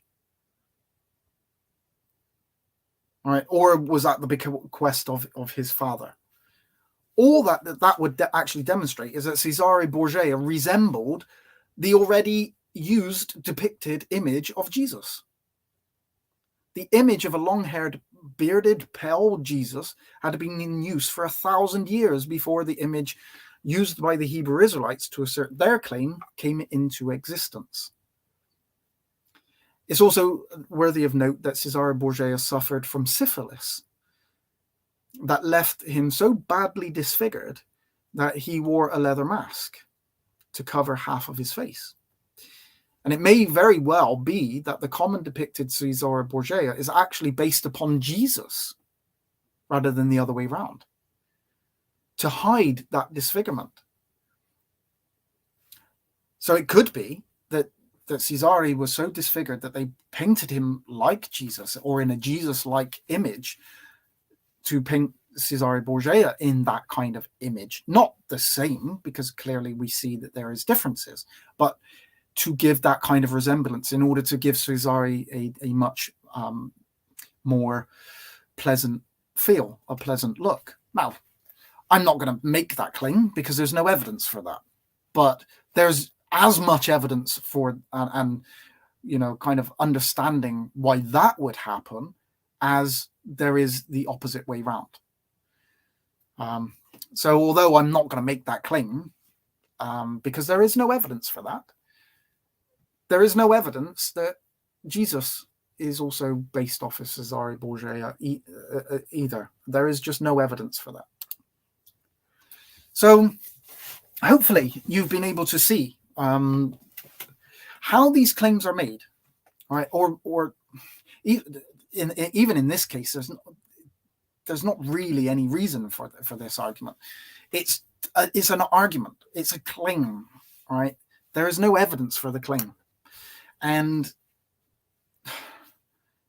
the reality is that when we look at history, when we look at evidence beyond like a meme that you'll find on Facebook or these pictures that they like to use, and this, like I say, this will be a very, very common one. You may see this yourself quite often. You'll see this image with sometimes a meme over it saying, Jesus is stolen, or this is Caesarea Borgia, this is who you believe is Jesus Christ, and this is just it's just the arguments are just, they don't have any historical evidence. So personally, what color do I believe that Jesus was? I don't know. I don't believe that he was white, like my color. I certainly wouldn't say that he was white like my color. Now we have we have to go into understanding of where different colors come from, and that's maybe another study that we actually do. But I would say that he was of probably a darker kind of skin color to me, but certainly I would not classify him as black in what we would classify as a black man.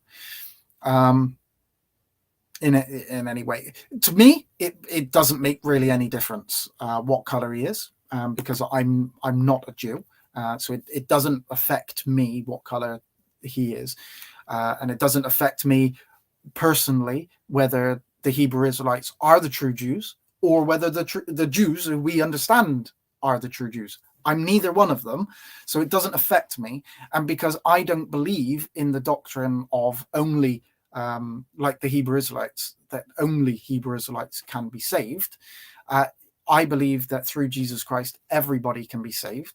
So that's my belief, that's my understanding. So to me it makes no difference of the color, on the basis that I still believe that I can find salvation through Jesus Christ. Yeah, we'll look at so we'll look at some of those Esdras the Hebrew Israelites use as a Christopher Columbus. Yeah, I mean, they're all claims. None of them are based on facts. None of them are actual. None of these arguments actually stand up when we look into the arguments. That's the problem, is that even if I was to say that the Hebrew Israelites are the true Jewish people, they don't like the term Jewish, but they like Israelite, despite the fact that the Bible uses Jewish and Jew. Even in the Old Testament, it utilizes that. So yeah, even if they are the arguments that they are using. That's the thing. It's the arguments that they're using to prove it do not prove their argument. They cannot utilize the arguments as proof for their argument. These they can't use their arguments as proof for their argument. That's circular reasoning. They cannot. The claims that they make are not proof for their arguments. All right, they're claims. They are claims with no basis of evidence. And when we look at those, the problem that I have, because actually, it was when I first came across the Hebrew Israelites, it kind of it made me think, to be honest. Do they have a point?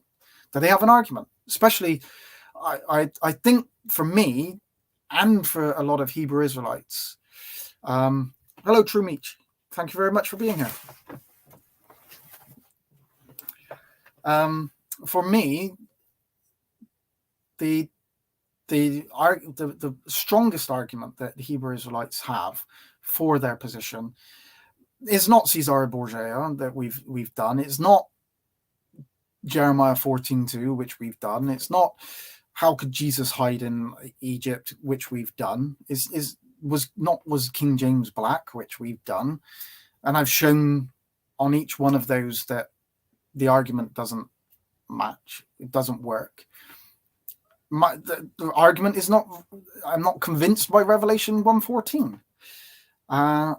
In fact, as I've done, I think that I have shown all of those arguments to be false. The one that would have convinced me the most, which before properly studying it would have been Deuteronomy 28, the blessings and the curses. Those are the ones that actually they utilize and say, well, if you read those blessings and curses, those prove that they are Israelites. I don't believe they do, but yeah, it's the I don't think that the arguments that they make prove their point. That's the thing. Even if the Hebrew Israelites were the true Jews, and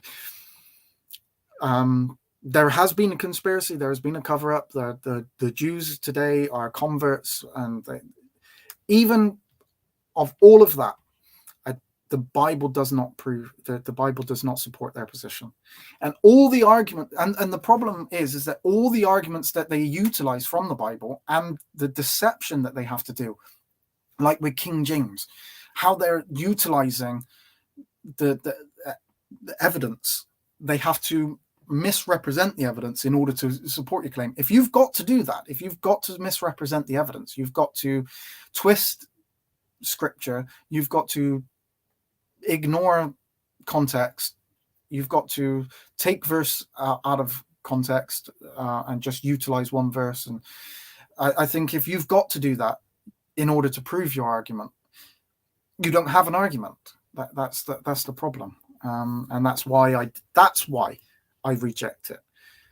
It's got nothing to do with them, with their color or the Jews. If that was the case, if it was the case that they were the true Jews, if it doesn't affect me at all, because I'm not a Jew, and I'm also not black. So either way, I'm not a Hebrew Israelite. It doesn't affect me in any way. I'm not a Jew. I'm not an Israelite. It makes no difference to me, obviously, because I believe in Jesus Christ, and I believe that through Jesus we are saved. But I just think that the arguments that they make, they're not, they don't stand up to scripture, to evidence, and to scrutinization. That was the word I'm looking for, not scripture. Scrutinization. When we scrutinize the evidence, like we're going to do, I'm now going to go through Song of Solomon 1:5, which is another verse that they absolutely love to utilize in order to prove that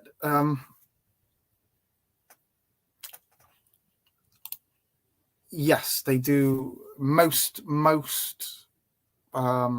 Hebrew Israelites do deny the virgin birth.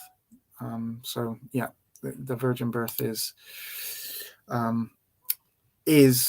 a something that they don't accept as being fact, and they argue against it quite often.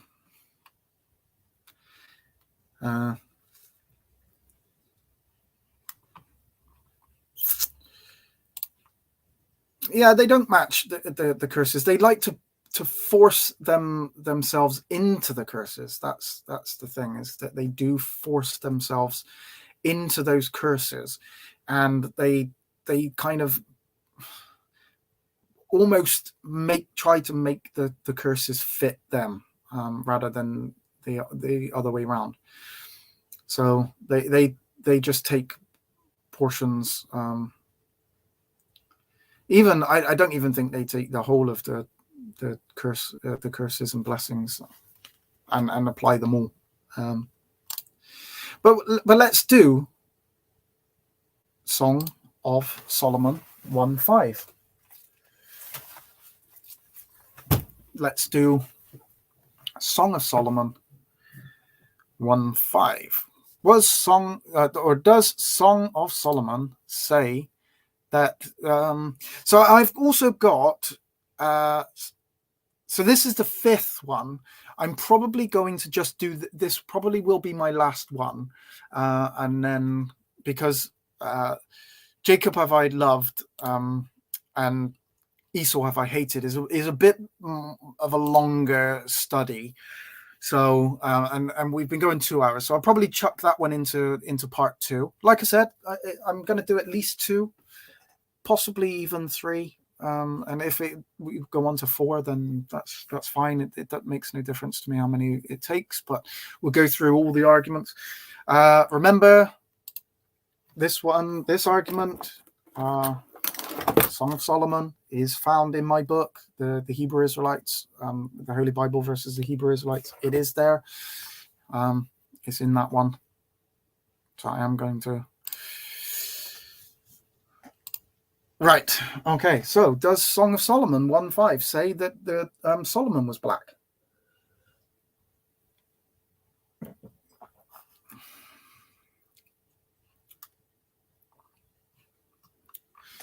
Right. Let me find... So this is another little verse that they like to utilize.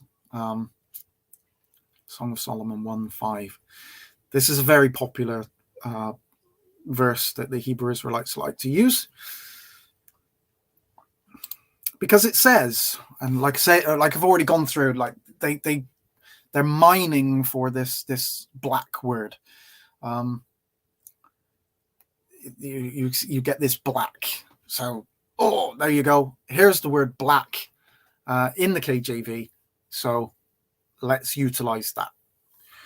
So it says, I am black, but comely, O ye daughters of Jerusalem, as the tents of Kedar, as the curtains of Solomon. Look not upon me because I am black, because the sun hath looked upon me. My mother's children were angry with me. They made me the keeper of the vineyards, but mine own vineyard have I not kept. There you go. Boom. Black. And so, like I say, this verse proves that that King Solomon was black, which obviously means that everybody else of the Israelites were black as well. Now, for those that are probably a bit more aware of the Bible, this one isn't going to really cut it. But for those that maybe are not so aware of the Bible, especially those of like the older testaments, and like I say, they read these fast. They go through them very quickly in order for you to not be able to give any kind of response or a thinking time. It's just, I am black, but commonly, I am black. There you go. Proof. Woo! That's right. As they like to shout out on the street. And they'll just blast people with these verses. And you don't really... And for people that are not so studied, it does affect people. And that's why I'm doing it. I'm not doing these studies for people that have been studying the Bible for years and have got no problem with the arguments of the Hebrew Israelites. Maybe you've studied this. Maybe you've looked into it. That's fine. These are for people that haven't studied it for so much. They don't read Hebrew. They don't know Hebrew. They don't study beyond the words. They're just being told what the Hebrew Israelites are saying. And this is for them. This is for those. And for people to be able to go back and argue with them, with the Hebrew Israelites, because the more people that see these kind of arguments being made, all right, the better it is, because people will see the responses back, because these are being used on people all the time, every day. If you go back and you utilize these arguments back with the Hebrew Israelites and other people see them, all right, these are not, these are just Bible. There's no copyright or anything. Just take my writings, go on my website, copy it, copy paste it. It doesn't bother me at all. Feel free to do it. I have no problem with you doing that. I mean, feel free to buy the book and copy and paste it from there, but just go onto my website. It's free. All the writings are there, are free. And you can, the book's there for people if you want a physical copy, or if you would like to support me, you can buy a book, or you can go onto my website. You can, I have Cash App, and I don't very often mention, that type of thing, because I have no I'm not doing it for that, but if you would like to support me, I do have all of those types of things. I have Cash App, I have Patreon, I have obviously books that you can purchase. You can, you can do the whole what is it, the YouTube paid chat, whatever it is. I don't know. I don't even know what they call it. Super chat, that's the one. Nobody has to do it. It's just, if somebody feels like they would like to support my work, they're more than welcome to do it. And I do appreciate it every time. But all of my writings, all of these studies, they're all free of charge. I don't charge for any of it. It doesn't. And if nobody supports it, it doesn't stop me from doing it. I just do them for the sake of doing it. And I just appreciate people coming and spending the time here. And a lot of my studies go on for 2-3 hours, even up to 4 hours, and people stay here for the full time. And I appreciate every single person that does that. I appreciate every single person that comes in and watch 10 minutes of a video, 1 minute. It doesn't bother me. I just appreciate any kind of support, which can be just reading one of my writings, spending 5 minutes listening to one of my videos. I appreciate every single one, regardless of whether you agree with me, disagree with me. I don't have that kind of ego where I need people to agree with me. I'm only putting forward the arguments that I have studied and presented. You disagree with me, you are more than welcome to do so. I don't have that ego. I'm always right, but I don't have an ego where I need people to agree with me. It's better that you do, because then that means you're right. But okay, so Song of Solomon. So like I say, this is a verse that is utilized by them.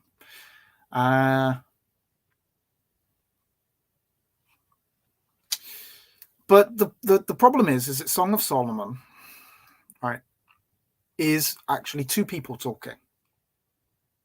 There's not one. It's not just one person.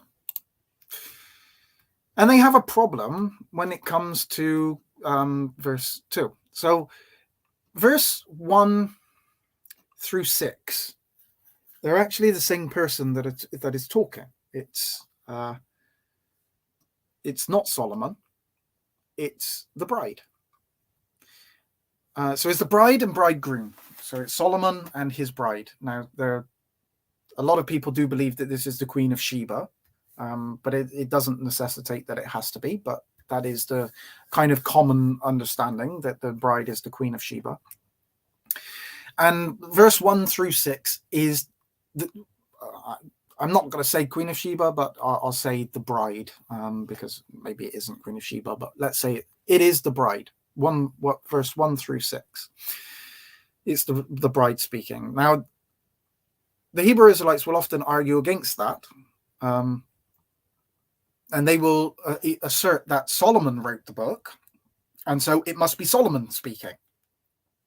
But of course, that argument is so basic and easily shown false that I wonder why they even utilize that, or how they think that that's a proof that this is Solomon speaking. Moses wrote the first 5 books of the Tanakh, yet we know that many people speak in the Tanakh, right? So Moses simply recorded the words that were spoken, just as Solomon did, even if he wrote the book. And I won't argue whether it was Solomon or not who wrote this book. It doesn't matter. Some of these arguments are just like irrelevant to whether, and you don't need to argue that, and it takes you down a different route. If you start arguing who wrote the book of Song of Solomon, you start going down different routes and everything. You don't need to argue that. You don't need to argue whether Solomon wrote this book. Like I say, Moses wrote the first 5 books of the Tanakh, but nobody thinks that it's only Moses that is speaking.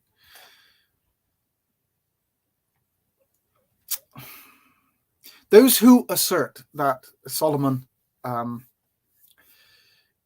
is speaking in verse 5 have a problem. Verse 5, like I say, is the continuation of the first 6 verses. Now, the same speaker speaks in verse 2. Now, Song of Solomon is speaking, or if Solomon is speaking here in Song of Solomon, as the Hebrew Israelites will claim, then Solomon, while he is stating that he is black, and let's take it at the moment that 1:5 is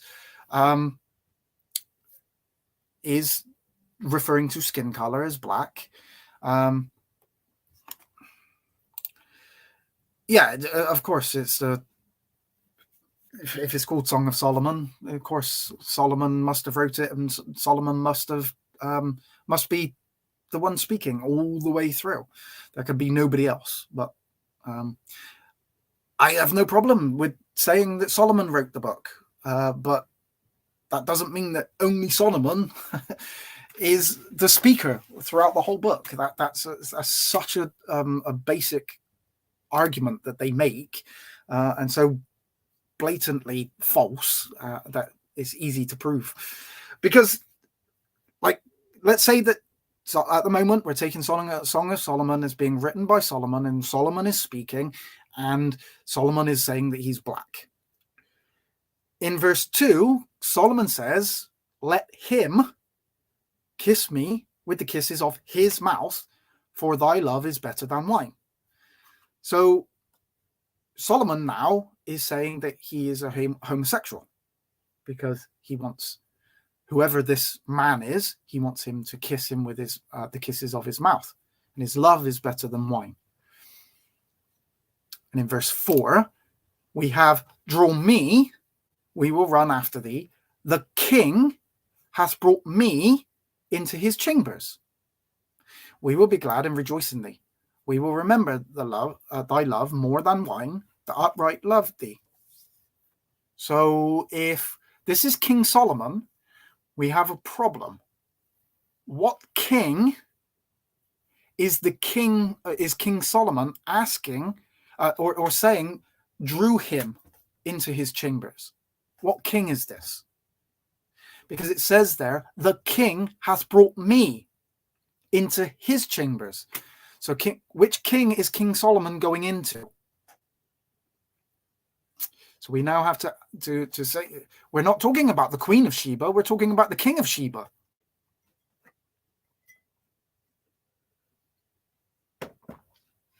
But of course we're not, because this is the bride speaking.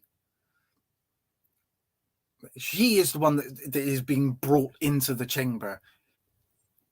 She is the one saying, "Kiss me with his lips, with the kisses, with his kisses." You know, "Draw me. The king has brought me." This is the bride. This is the Queen of Sheba, maybe, that is saying this, but it's the bride that is saying it. Now, Rabbi Rashi interprets this. "I heard from your messengers."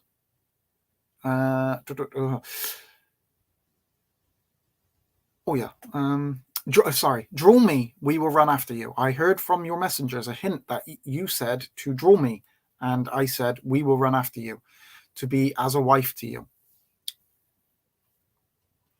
Now, it must be stated that the Targum to Song of Solomon makes this a reference. Actually, they make the Targum here makes this to a reference to the children of Israel when they made the golden calf. And this made their faces grow dark. Right? So the Targum, like the Ethiopians, it also says that when they repented, their faces increased in glory like the angels. Now, clearly, both of these are metaphorical, and they shouldn't be taken literally, because it's not the faces growing darker, like literally to be black like Cush, like the Ethiopians, and not glowing in glory like the angels. These are metaphorical statements of what the Targum is interpreting it as. But it says, "When the house of Israel made the golden calf, their faces grew dark like the children of Cush, Ethiopians, who dwell in the tents of Kedar. And when they turned in repentance and their guilt was pardoned them, the splendor of their faces' glory increased like the angels, because they made the curtains of the tabernacle of the presence of Yahweh, or Yah, dwelt among them. And Moses, their master, went up to the firmament and made peace between them and their king. So, even if we take that the meaning, like as in the Targum, and I don't interpret it the same way as what the Targum does, but even if we take it as the Targum, and we say this is literal, then their faces, the faces of the Israelites, turned dark like those of the Ethiopians, which would mean they were not originally dark like the Ethiopians. This would also mean that the reference was not directed at Solomon in this passage either, and so would not be able to be used as support that Solomon was black.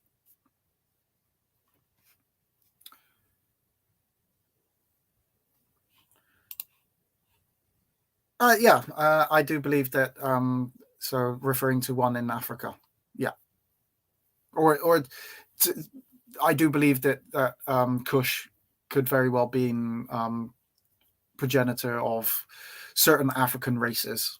That is possible. All of that kind of the way all of that went is probably not so much of relevance here, but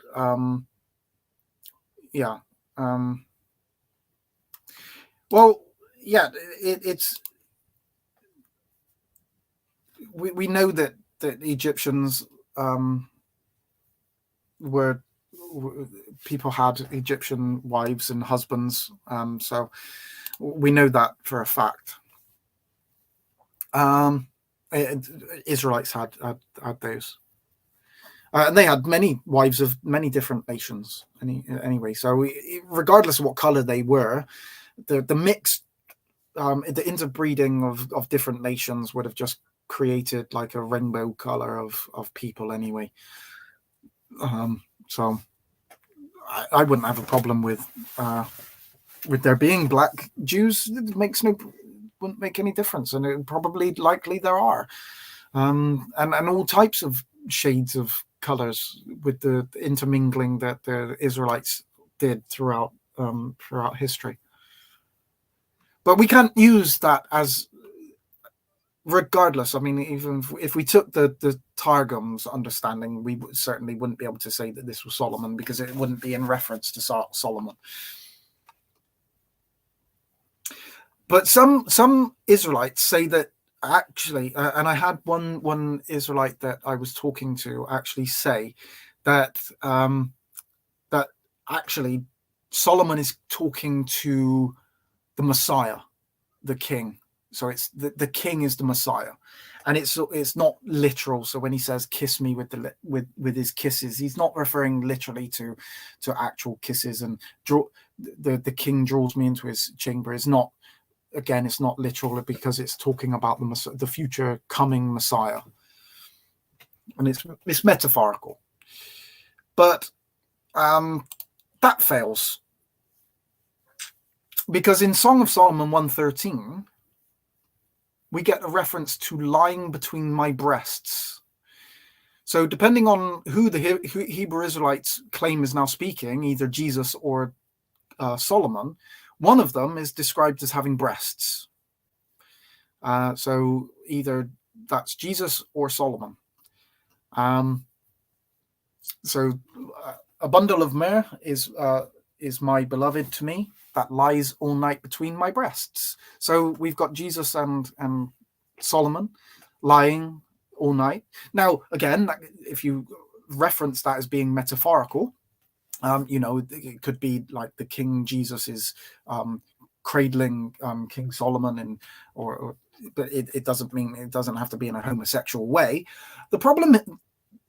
That's not the problem here. The problem is the word breasts. Now, okay, that could be referring to a male chest rather than a female breasts. Right? It could be men. You could be referencing that. Unfortunately, the Hebrew says, which is Shaddai or Shaddai, means female breasts. So that's the word there in Song of Solomon 113. So that fails as well. I mean, it literally means female breasts, and we can bring that up. Shad there, female breast. That's what it means. So that's not going to work. And we also find that same word being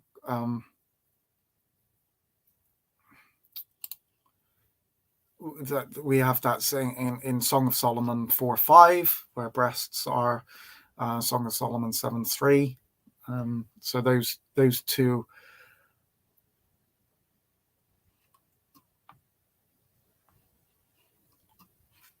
Yeah, maybe we could look into that. Song Solomon personifying Jesus as a woman. Yeah, Sophia is feminine word.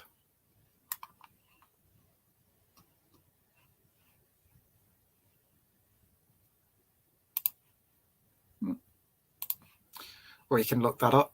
That's not a problem. Or Shayna can probably tell you what that is. But importantly, the bride, who some claim, like I say, is the Queen of Sheba, but I certainly wouldn't make that claim. But I know that a lot of people do, and Shayna has said that it's not. It's not her, and it wouldn't bother me at all whether it certainly isn't.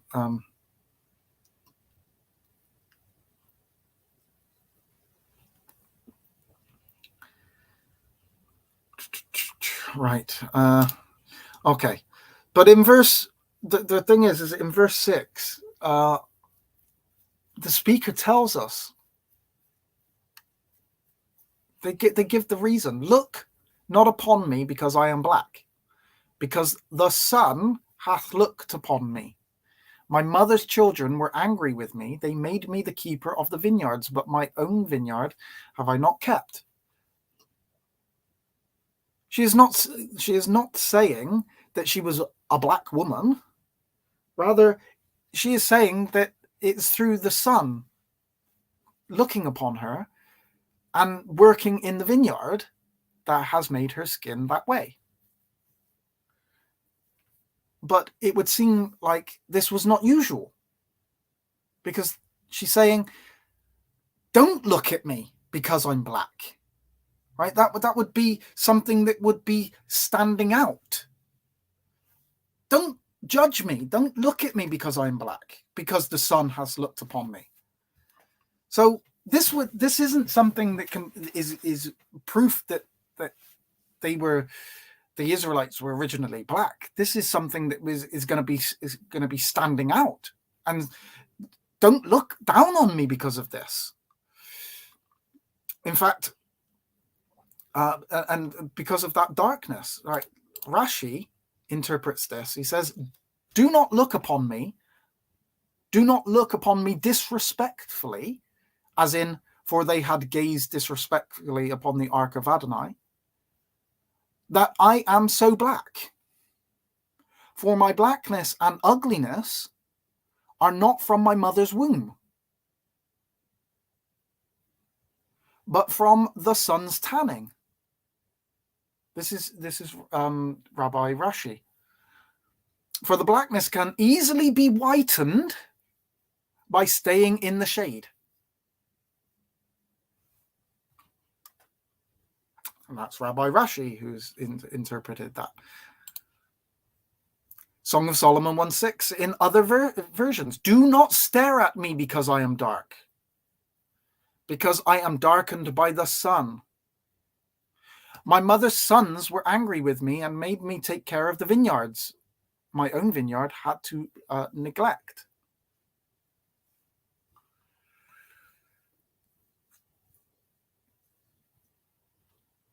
Yeah, that is absolutely correct. She also says that the Israelite women, daughters of Jerusalem, looked down on her for she was black. So distinguishing her from the daughters of Jerusalem. Yeah. You're absolutely correct.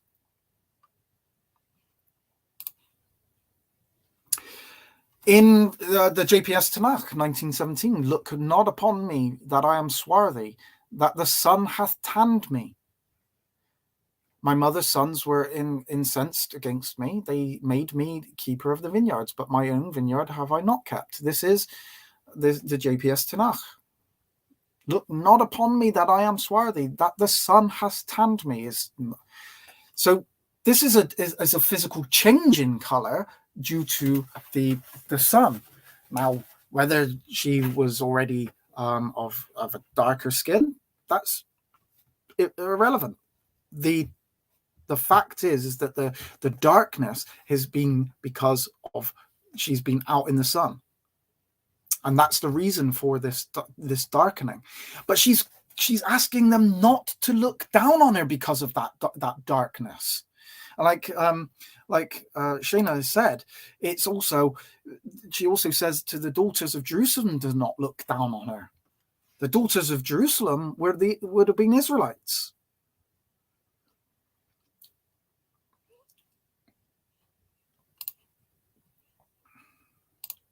All right, now the Targum again makes this darkness in reference to sin.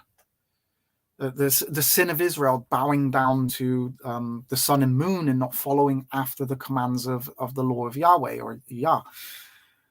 So in 1:6, the Targum to Solomon, Song of Solomon says, the assembly of Israel said to the nations, do not despise me because I am darker than you, because I have done according to your deeds and have bowed down to the sun and the moon. This is darkness as in being sinful, not in physical colorness.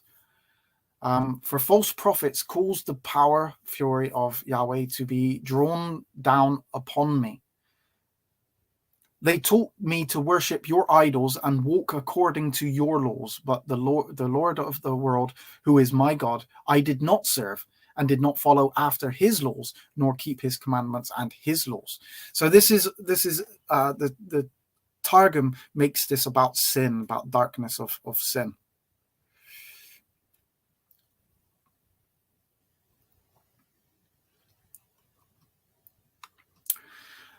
Now, later on in the Song of Solomon, Solomon himself is actually described by the bride as being white and ruddy in Song of Solomon 5:10. My beloved is white and ruddy, the chiefest among 10,000s. Now, the word white here does not mean the color white. So unlike the Hebrew Israelites, we need to be honest. Just because we see the word white in the King James Version does not necessitate that must mean that we're talking about a literal color white that is being referred to. This is something that the Hebrew Israelites like to do with the word black, but we're not going to do that. What is actually being referenced here, and I apologize if I do brutalize the Hebrew, tzak, and it means a glowing or dazzling, not a white, but to be like the skin to be a white person's skin. That's not what is being referenced there. So it's in regards to the countenance, not somebody's literal physical color. And again, let's go to Rabbi Rashi. My beloved is pure white, as in they were whiter than milk, and ruddy. And he says, I will first explain the entire section according to its simple meaning, as the praise of the handsomeness of young man, when he is white and his face is ruddy. And again, we can look back at some of the other translations of this. My beloved is radiant and ruddy, outstanding among 10,000.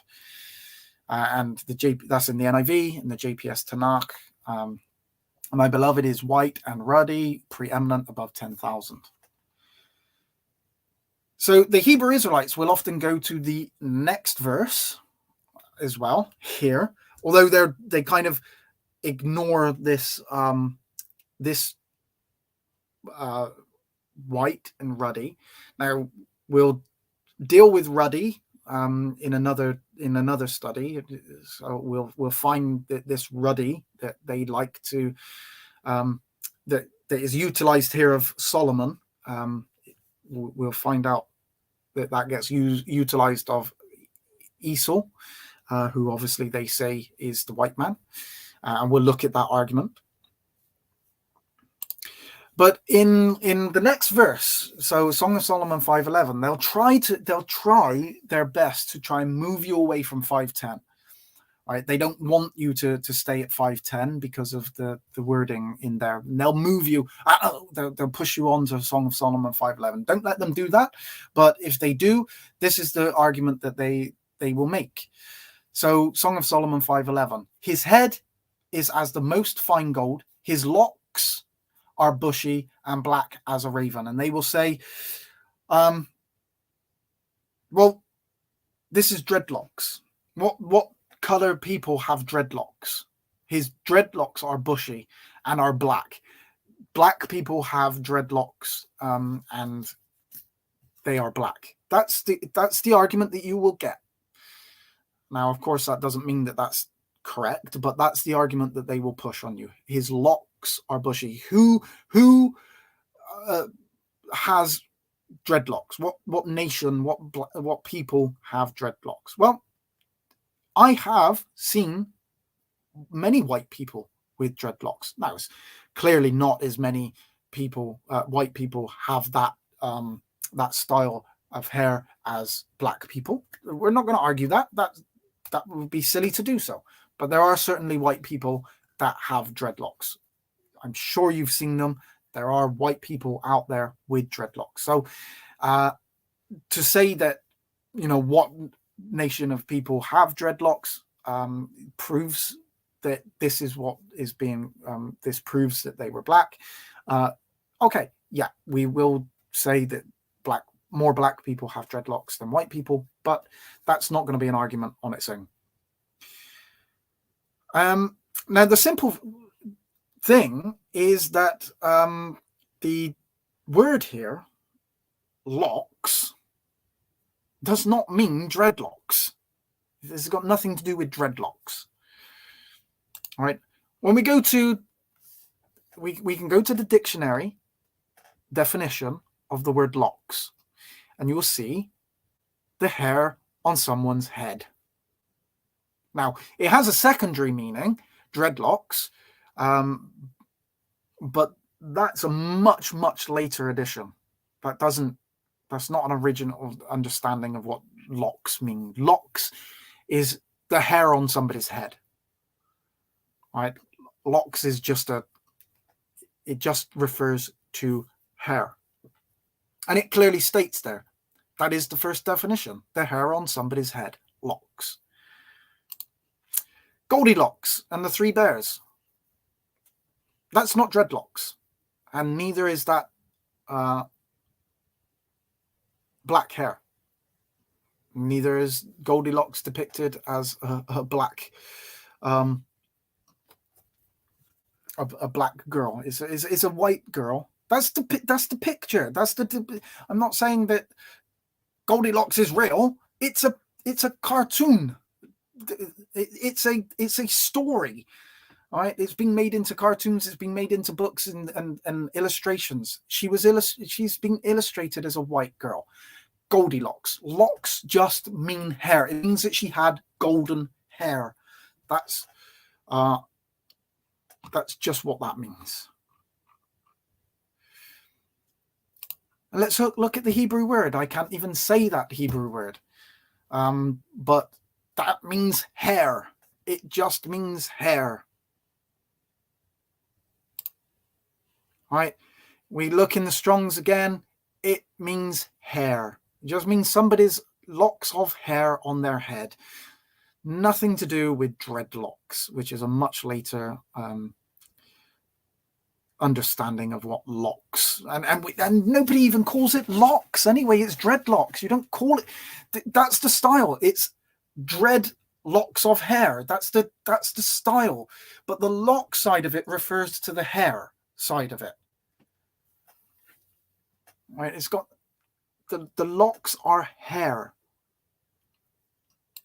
When we look at other versions of the Bible, Song of Solomon's 5:11, his head is purest gold, his hair is wavy and black as a raven. Because yes, Solomon clearly had black hair, but not all white people have blonde hair, right? Some white people have black hair. You can have black hair. It doesn't necessitate that it has to be a black person because there's black hair. But the hair is wavy here. In the JPS Tanakh, it says his head is as the most fine gold. What's that? His head as the most fine gold. What are we talking about? Right? His head is golden. His locks are curled. And black as a raven. That doesn't sound like a black man to me. But there's just no reference to dreadlocks in this verse. Now, like I say, I'm not going to delve into the word ruddy, as we've already seen in Song of Solomon 5:10. I'm going to look at that in part 2, or maybe part 3, depends what verses I want to try and get out. I will say that this ruddy is the same color apparently as what is utilized of Esau as well. So, the claim it won't work. Right. Okay. So basically,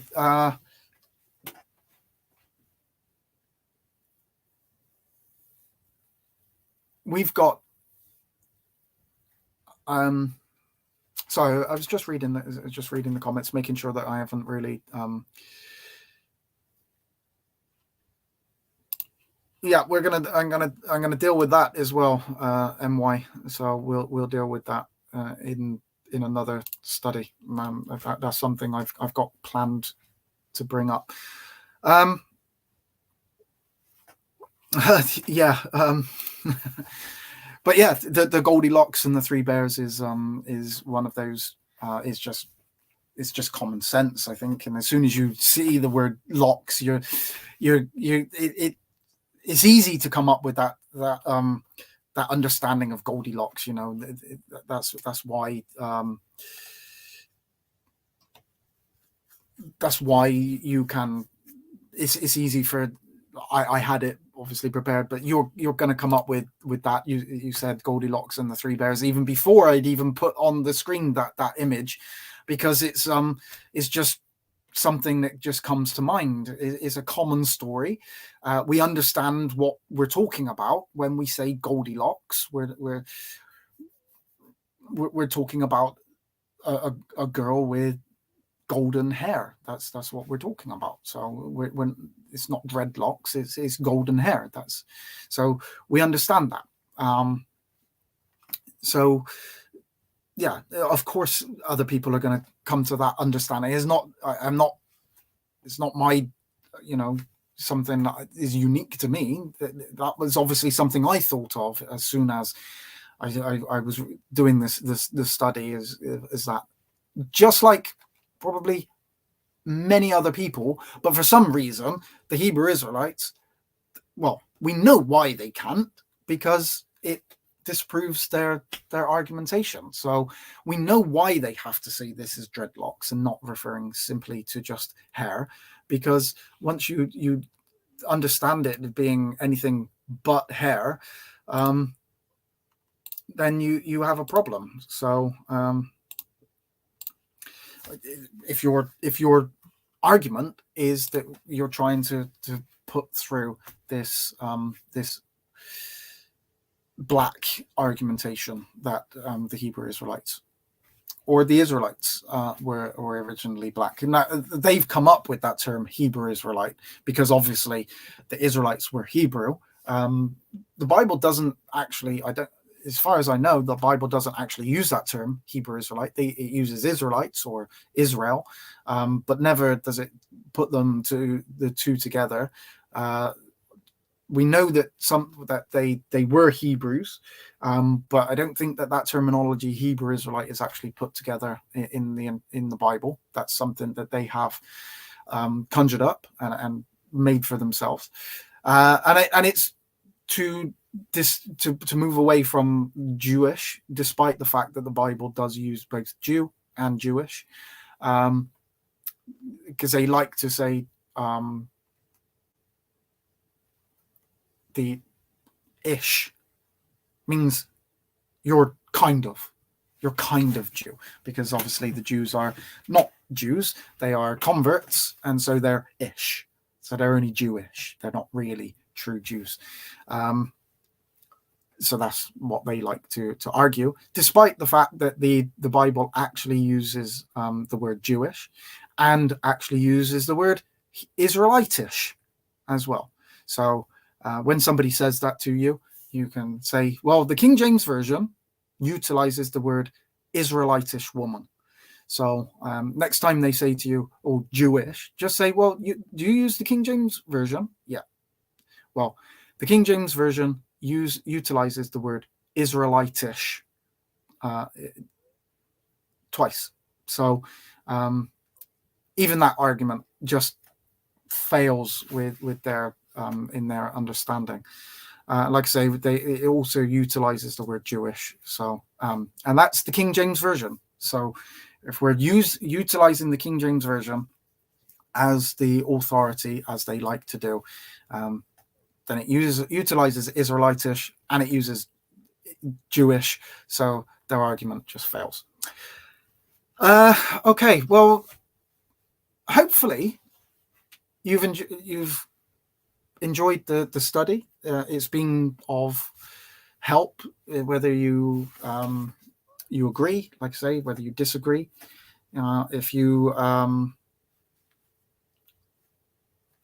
but if you deal with the Israelites, like I say, nothing of my work is I charge for. Every donation, every support of my work, whether that be purchase of a book or somebody supporting Patreon or Cash App or whatever, any of those are helpful for me, for my work, and if you appreciate it, I appreciate if you do. But none of my work is charged for. All the work which is in my book, you can get for free from my website, and I tell you that openly. You don't have to purchase the book. If you'd like a book, actual physical book, then that's it's very nice of you. But you don't have to purchase it. It is all free on my website. It gets updated when I update it. There are probably updates to my book as well on the website. There are, the other writings that I've done since I published the book that are not in the book that you can get for free on my website. It's all free. If you want it to be free, if you want to support me, you can. But if you want it for free, I'm not ever going to charge for my work in that way. My website will always be free, and all my writings that I ever do will always be put onto my website. Obviously YouTube, I do all of these. I know sometimes some people even charge to go on to subscriptions and stuff. I'm never going to do that. I will never stop people from watching. The information is for people, and you are free to go onto my website. You can copy and paste every argument that I have for free, and you can utilize that against the Hebrew Israelites anytime you want. You don't even have to cite me if you don't want to. That's up to you. Citations are appreciated. If you are going to argue against somebody and you say, right, well, I got this from this website, you're more than welcome to do that. And again, that would be appreciated. but it is not required. My work is there for free. It has no copyright. You are more than welcome to it, because the message is much more important than that. The message is much more important than anything else, and we need to be able to counter people's arguments, and look at. I've seen people crying on the street, right? Now we don't know how real some of these videos are. They look very real on YouTube, and I've seen some of the arguments that the Hebrew Israelites. They're very forceful people when they're out on the streets, and they're very aggressive towards, certainly towards those that they would consider non-Israelite, but white people and Jewish people in specifically, because white people they would consider to be Edomites, and the Jewish people they would consider to not be. They call them fake, so they are not the true Jews. So we see this all the time, and it is quite aggressive and not very pleasant to watch. So we just need to look at the truth, and we need to help people that are maybe not strong in their faith, not maybe they're unstudied, maybe they're new to the Bible, and they come across these people and they convince them, or they even the black people themselves in America. Now, it's not just in America, they are in other countries as well, but they're being turned away from the truth of the Bible, and I don't want to see that. I want the black people to come out of that, and not be in that deception, and to not be misled in that way, because I know that is a very difficult thing for somebody to come out of once they've got into it, and I've spoken to people that have come out of it, and it's a hard thing, and their whole families get dragged into it, so yeah, it's just an important thing. So yeah, it's just something that is. It's an important thing for me. That's all. Now, if you don't agree with me, that's fine. I have no problem. What I appreciate is if people, if they don't agree with me, to at least tell me why they don't agree with me. Don't just say, "Oh, I'm wrong," because that doesn't prove that I'm wrong. Come, give me an argument. Show me where I'm wrong. Show me where I've erred in the arguments that I've presented today and that I will do in the future. Show me where I'm wrong, and then maybe I can go back through them and amend my errors. If you can show me that I'm wrong, you can prove to me through scripture or evidence that what I've stated is wrong. If you can prove to me that King James was a black man, then feel free to do so. If you believe that Solomon was black and you have an argument that beats mine, why he wasn't, then fire away. Give me the argument. If you believe that the image of Jesus was 100% based on Cesare Borgia, then prove it to me. Prove how all of those other images that we've seen from the 4th century, 5th century, 6th century, 8th century, 12th century, show me how those are false, how they're wrong. And I'd be willing to look at those but just saying that I'm wrong is not going to prove anything. So we need to at least look at the facts of the information. And if my facts are wrong, give me better facts. Give me the correct facts, and I'll be happy to change, and I'll rewrite all of my writings. If any Hebrew Israelite can do that can prove that I'm wrong. I'm always open to being wrong. I'm always open to adjusting. But I do study. I study. I think I study well, and so I'm not just making things up. Even if I'm wrong, I do base it on hard study.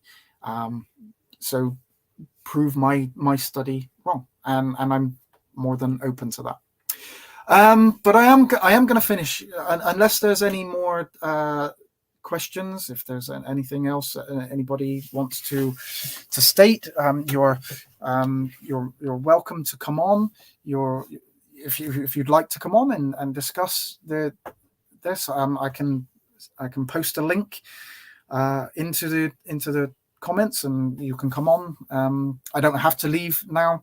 If somebody would like to come on and discuss this, or kind of really anything to do with the Hebrew Israelite movement, you feel free to come and do so. If you've got any more comments you would like to add, you can post them into the comments. Otherwise, if not, then I will say good night, because it's 11:30 here, and I'm not, like I say, I'm not really bothered about being tired. That's not a problem. But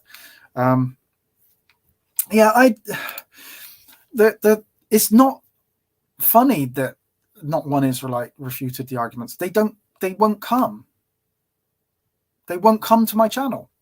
I've invited them. I've posted this into many different, into many Hebrew Israelite and versus Christian, or the Hebrew Israelite versus Jew pages on Facebook.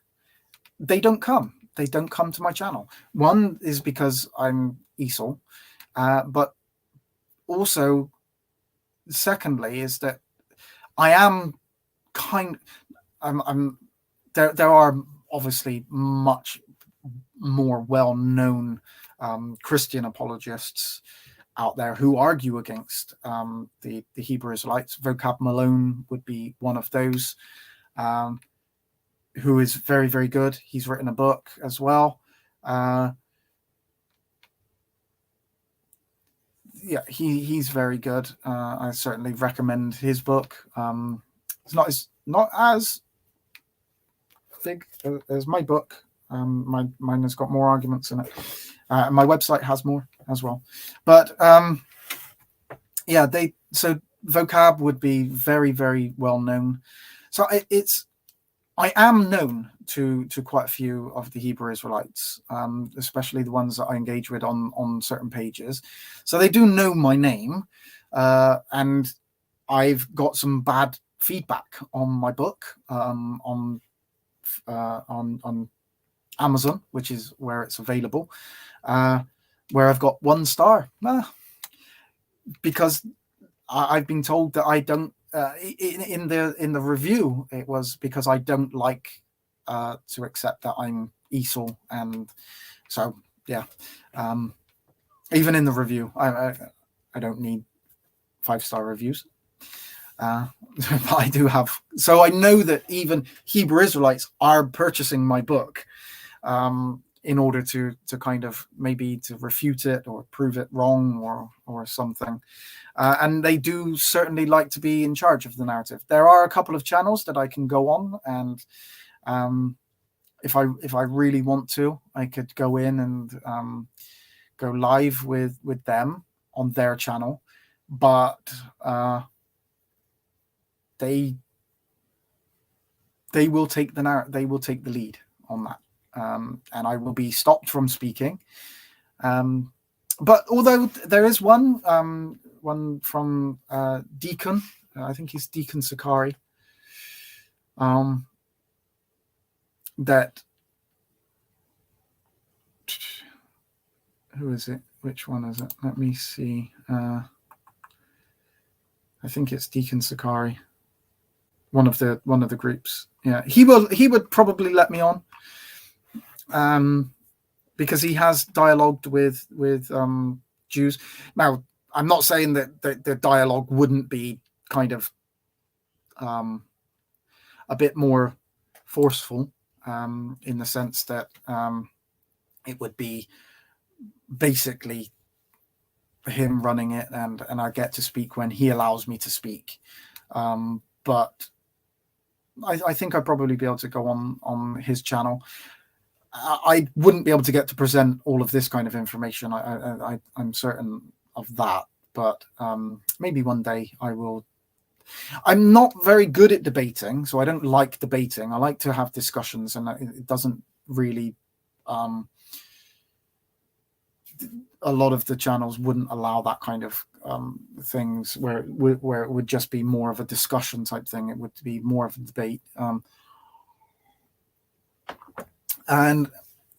But I'd be happy for any of the Hebrew Israelites to come to my channel, but they don't come here. So I've invited them on, and it just doesn't happen. It's just one of those things. I'm the wrong color in order to be able to for them to want to come to my channel, and I have too much control. Not that I would just mute them every time that they were making it. I'd like to hear their arguments. I'd like to hear their rebuttals to my points. I do discuss with them on Facebook and other places, and I get kind of some rebuttals back, but not very often. Normally, I just get silence, or so they do know who I am. A lot of them do know, but yeah, I don't claim that I'm kind of any authority, or I scare the Hebrew Israelites. They just don't want to come to my channel. I can probably go to theirs, but they don't want to come to mine.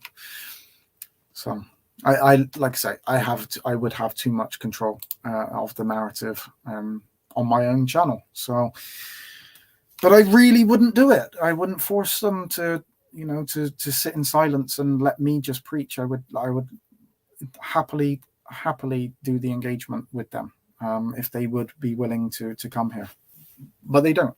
So yeah,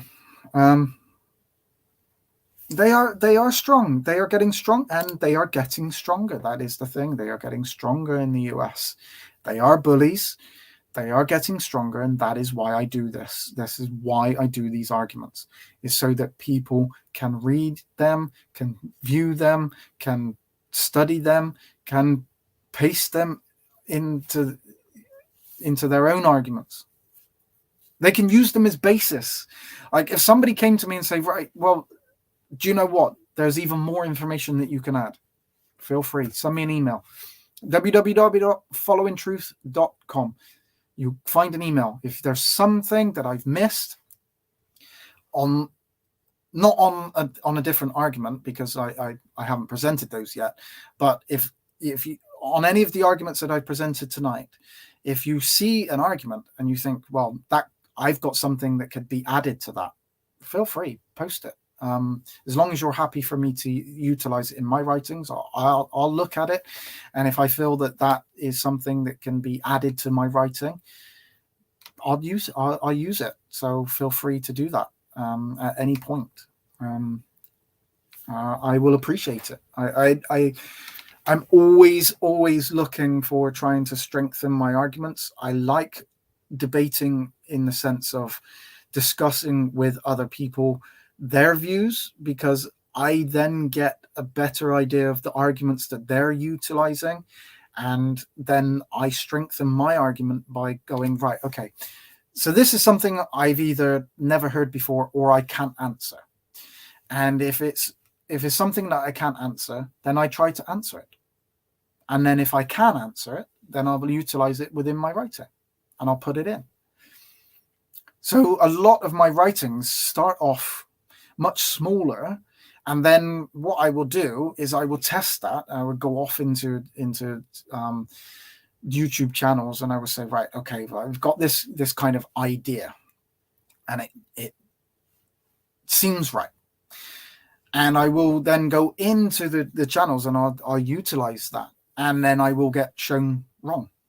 and I will either stop using that, or I will say, right, well, no, you didn't prove me wrong.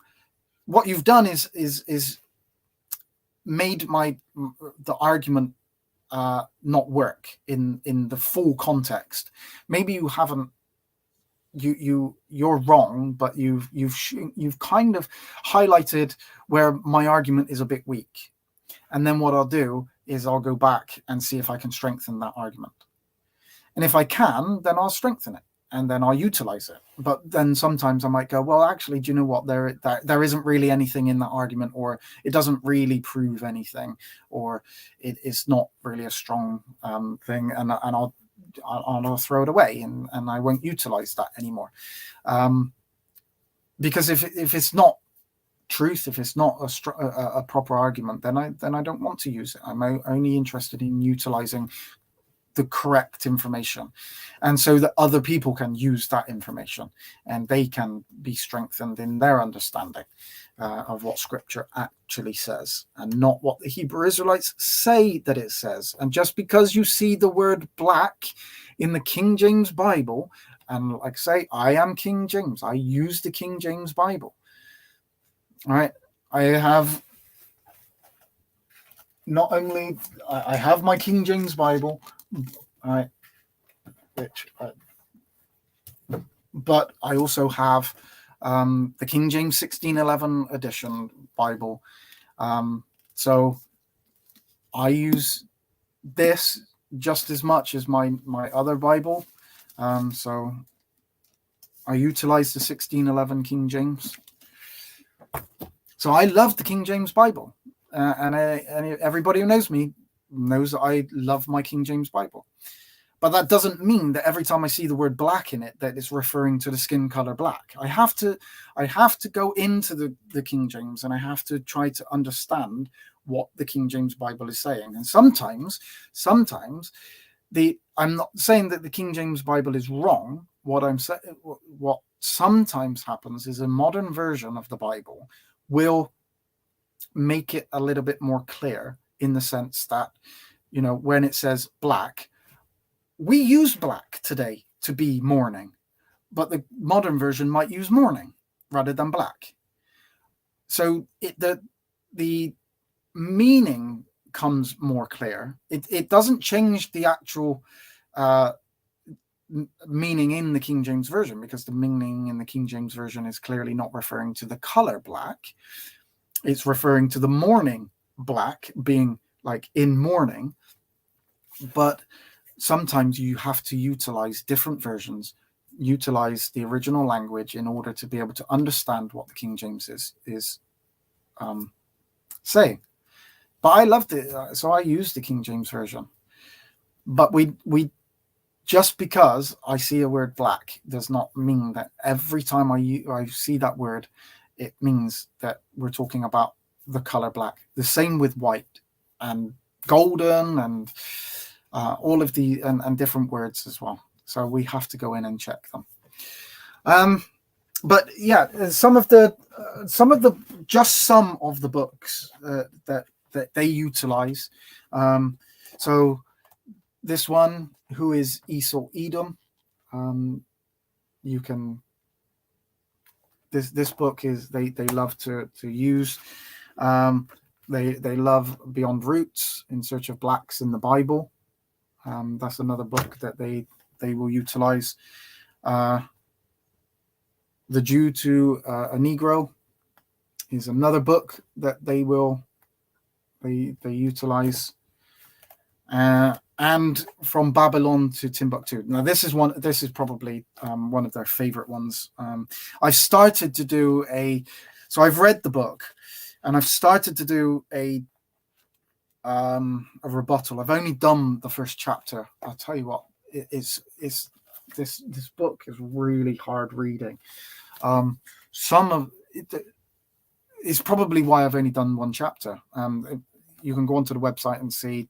Just go on refuting Babylon, From Babylon to Timbuktu.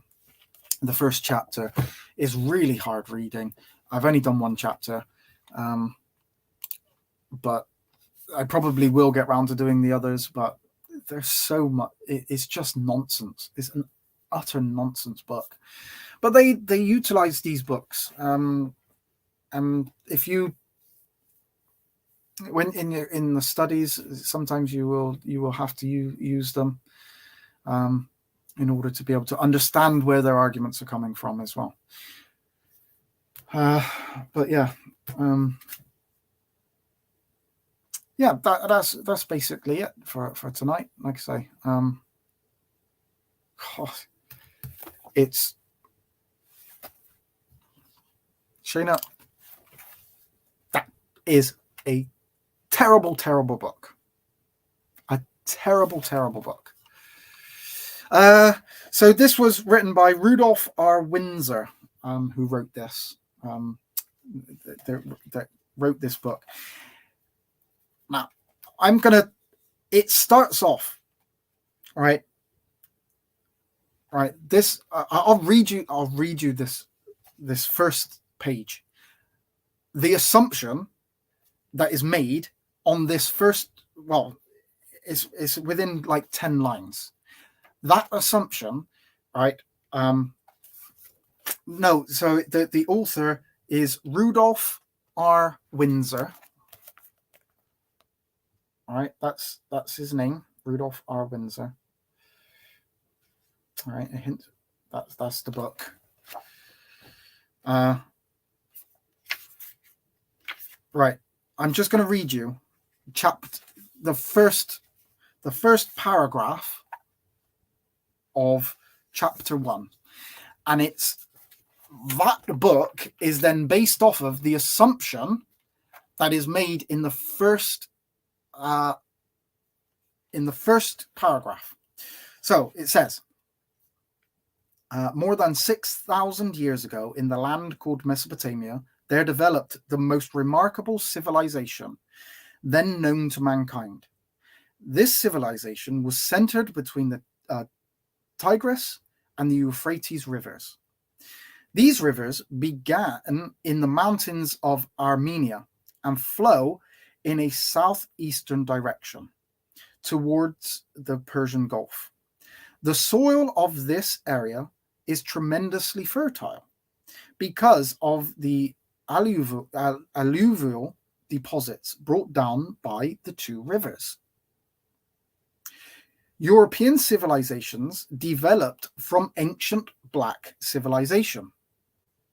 Without this black civilization, white domination and influence as we know it today would have been improbable.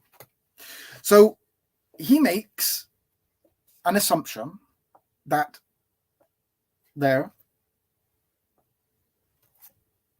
white domination is based on the white development from black civilization, and without that, whites would not have been able to do what they've done. And there is another. So this is another assumption that he makes. I shall prove conclusively that the black people have the most ancient history of all humans. The best available source of proof is the history of the Jews, known as the Bible. All right, there you go. That's the proof. In Genesis 2:10, it is written, "And a river went out of Eden to water the garden, and from thence it was parted and became into 4 heads. There were 4 rivers which watered the Garden of Eden. I shall cite the 3rd and the 4th rivers first." Right, and there's a reason why he's going to do this. "Then I shall proceed to the 1st and the 2nd rivers, because it fits better into my line of reasoning."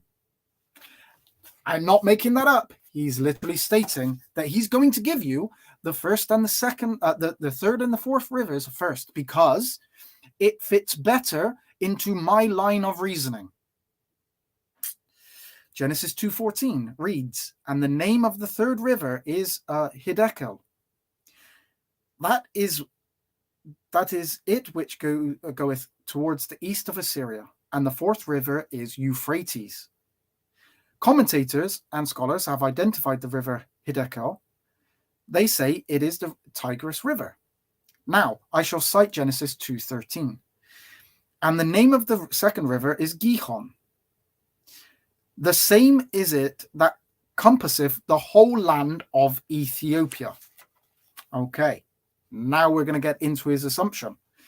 Because the Garden of Eden is associated with the land of Ethiopia, we can conclude. We've already concluded. We're on page 2 of the first chapter, but we're making the conclusion now. Because and the name of the second river is Gihon. The same is it that compasseth the whole land of Ethiopia. Because the Garden of Eden is associated with the land of Ethiopia, we can conclude that the people were black.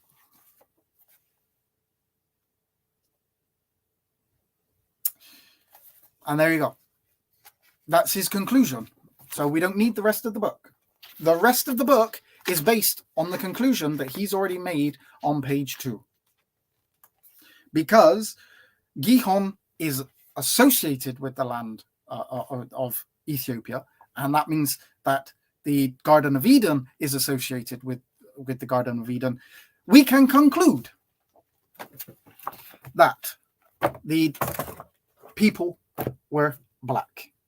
There you go. End of argument. That is the argument. And then everything else written in that book is based on the conclusion that he's already made on page 2.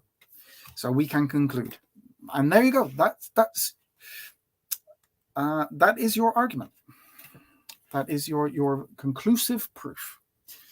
And that's why the whole book is very, very difficult to read, because it's based on this argumentation. It's based on that conclusion, and then he tries to go on to try and prove that already with the conclusion made. So it's just a circular reasoning book. I read it because the Hebrew Israelites like to use it. And so I needed to know kind of what they were using. So it's interesting in that sense. Get yourself a copy. It's not that expensive, but yeah, a lot of these books are they're not big books, so you can read them pretty quickly. But it's really hard. It's really hard to when people are using a copper engraved picture to prove that that King James was black. You know, this is the level of argumentation that the Hebrew Israelites will use. And if you're a Hebrew Israelite, and you're new to it, get out quick. Seriously, the arguments are terrible.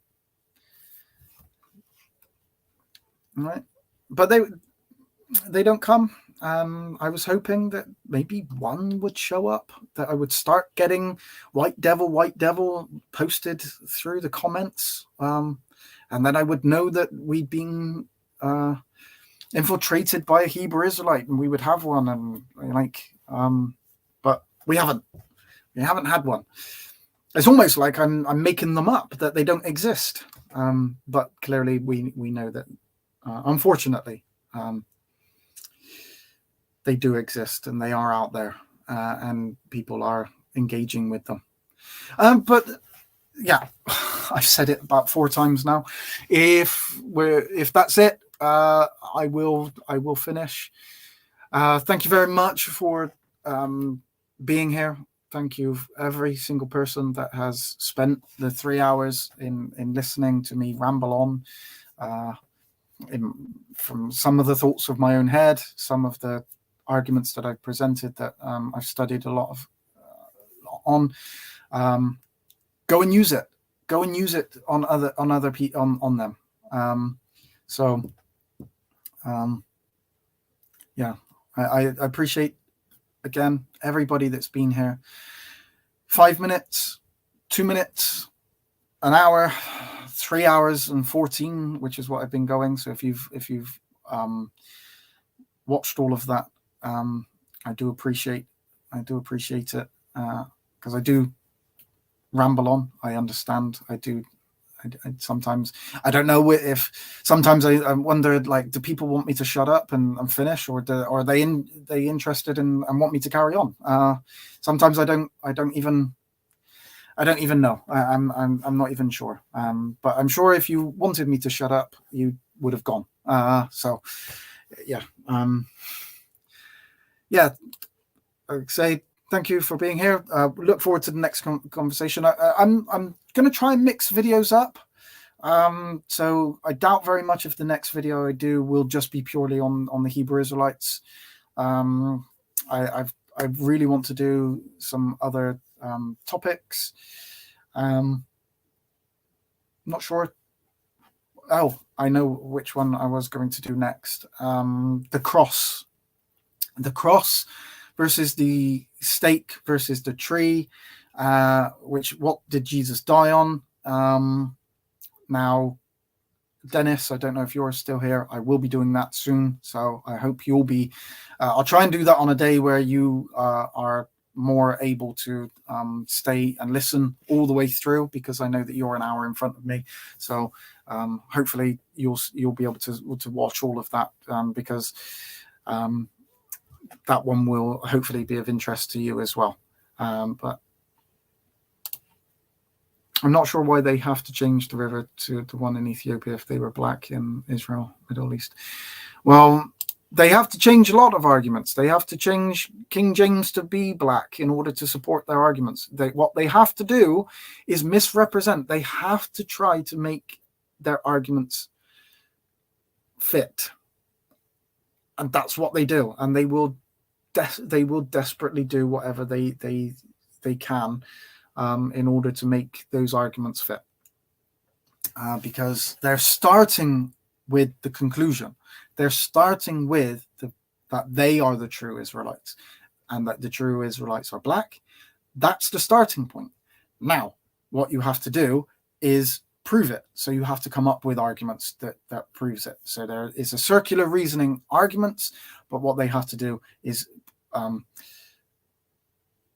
prove as much as they can through misrepresentation of scripture and history, and, like I say, even down to this argumentation of Cesare Borgia being written in Alexander Dumas's book, and I say, I don't. So for the Hebrew Israelites, I have the book. Here's the book. Where is the claim? Give me the page, and I will look. I've read the book. I can't find the claim. Where is the claim inside of this book? So yeah, that's all I am going to finish. Thank you very, very much for being here. Do appreciate it. Please share the video, pass it on to other people if you know anybody that would be interested in looking at the arguments that have been presented. Pass that on. If you want to read these arguments, then they are all available on my website, www.followingtruth.com. All you need to is down on the sidebar, there's the arguments against the Hebrew Israelites. You can click on there. All of these, plus more, plus all the ones that I'm going to be presenting in the future, they're all available there. Please come back and watch if you enjoyed just having them presented and me going through them with you with the slides, which I have to. The slides take ages to produce. Just doing these slides, they just take ages for me to even produce. But yeah, So, like I say, I do appreciate people coming and spending their time, because they don't have to. You don't have to be here. You've got better places to be. But I do appreciate it.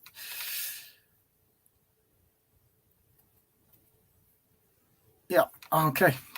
So I will finish. Thank you very much, and I'll see you on the on my next video. Not sure exactly when that will be. Look out for notification. I think it's probably going to be Saturday or Sunday will be my next study. So if you can make it, if you're a regular to my channel, and let me know what am I doing the videos at the right time? Should I be doing them earlier, later, on the different days? What are the best days? I'm trying to figure all of this out. I'm trying to figure out which is the best days for people to be able to come and get this information. Tony G, wow, I didn't even know you were here. Did you introduce yourself, or did you creep in? You didn't let me know you were here. I didn't see you there, Tony G. I don't know how long have you been in? Did you see the full study, or have you just seen parts of it today? Appreciate you being here anyway. You've been listening. Good. I appreciate you being here. Thank you very much. Couple of hours. Oh, good. So you've probably heard some of the arguments you've been cooking. Okay. Hopefully you've cooked something nice while you've been listening to me ramble on about the Hebrew Israelites. But yeah, I appreciate you being here. I appreciate, like I say, everybody that's been here.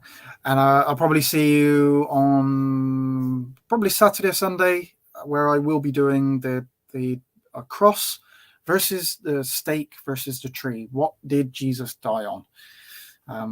So yeah, we'll look at that. Please subscribe and like the video if you haven't liked it already. Obviously it helps with the channel, but with that, and like if you haven't, subscribe if you haven't already. You'll be kept up to date when I go live with new videos. Always do that, and go and have a look at the website, and I will see you on my next video. Thank you very much for being here.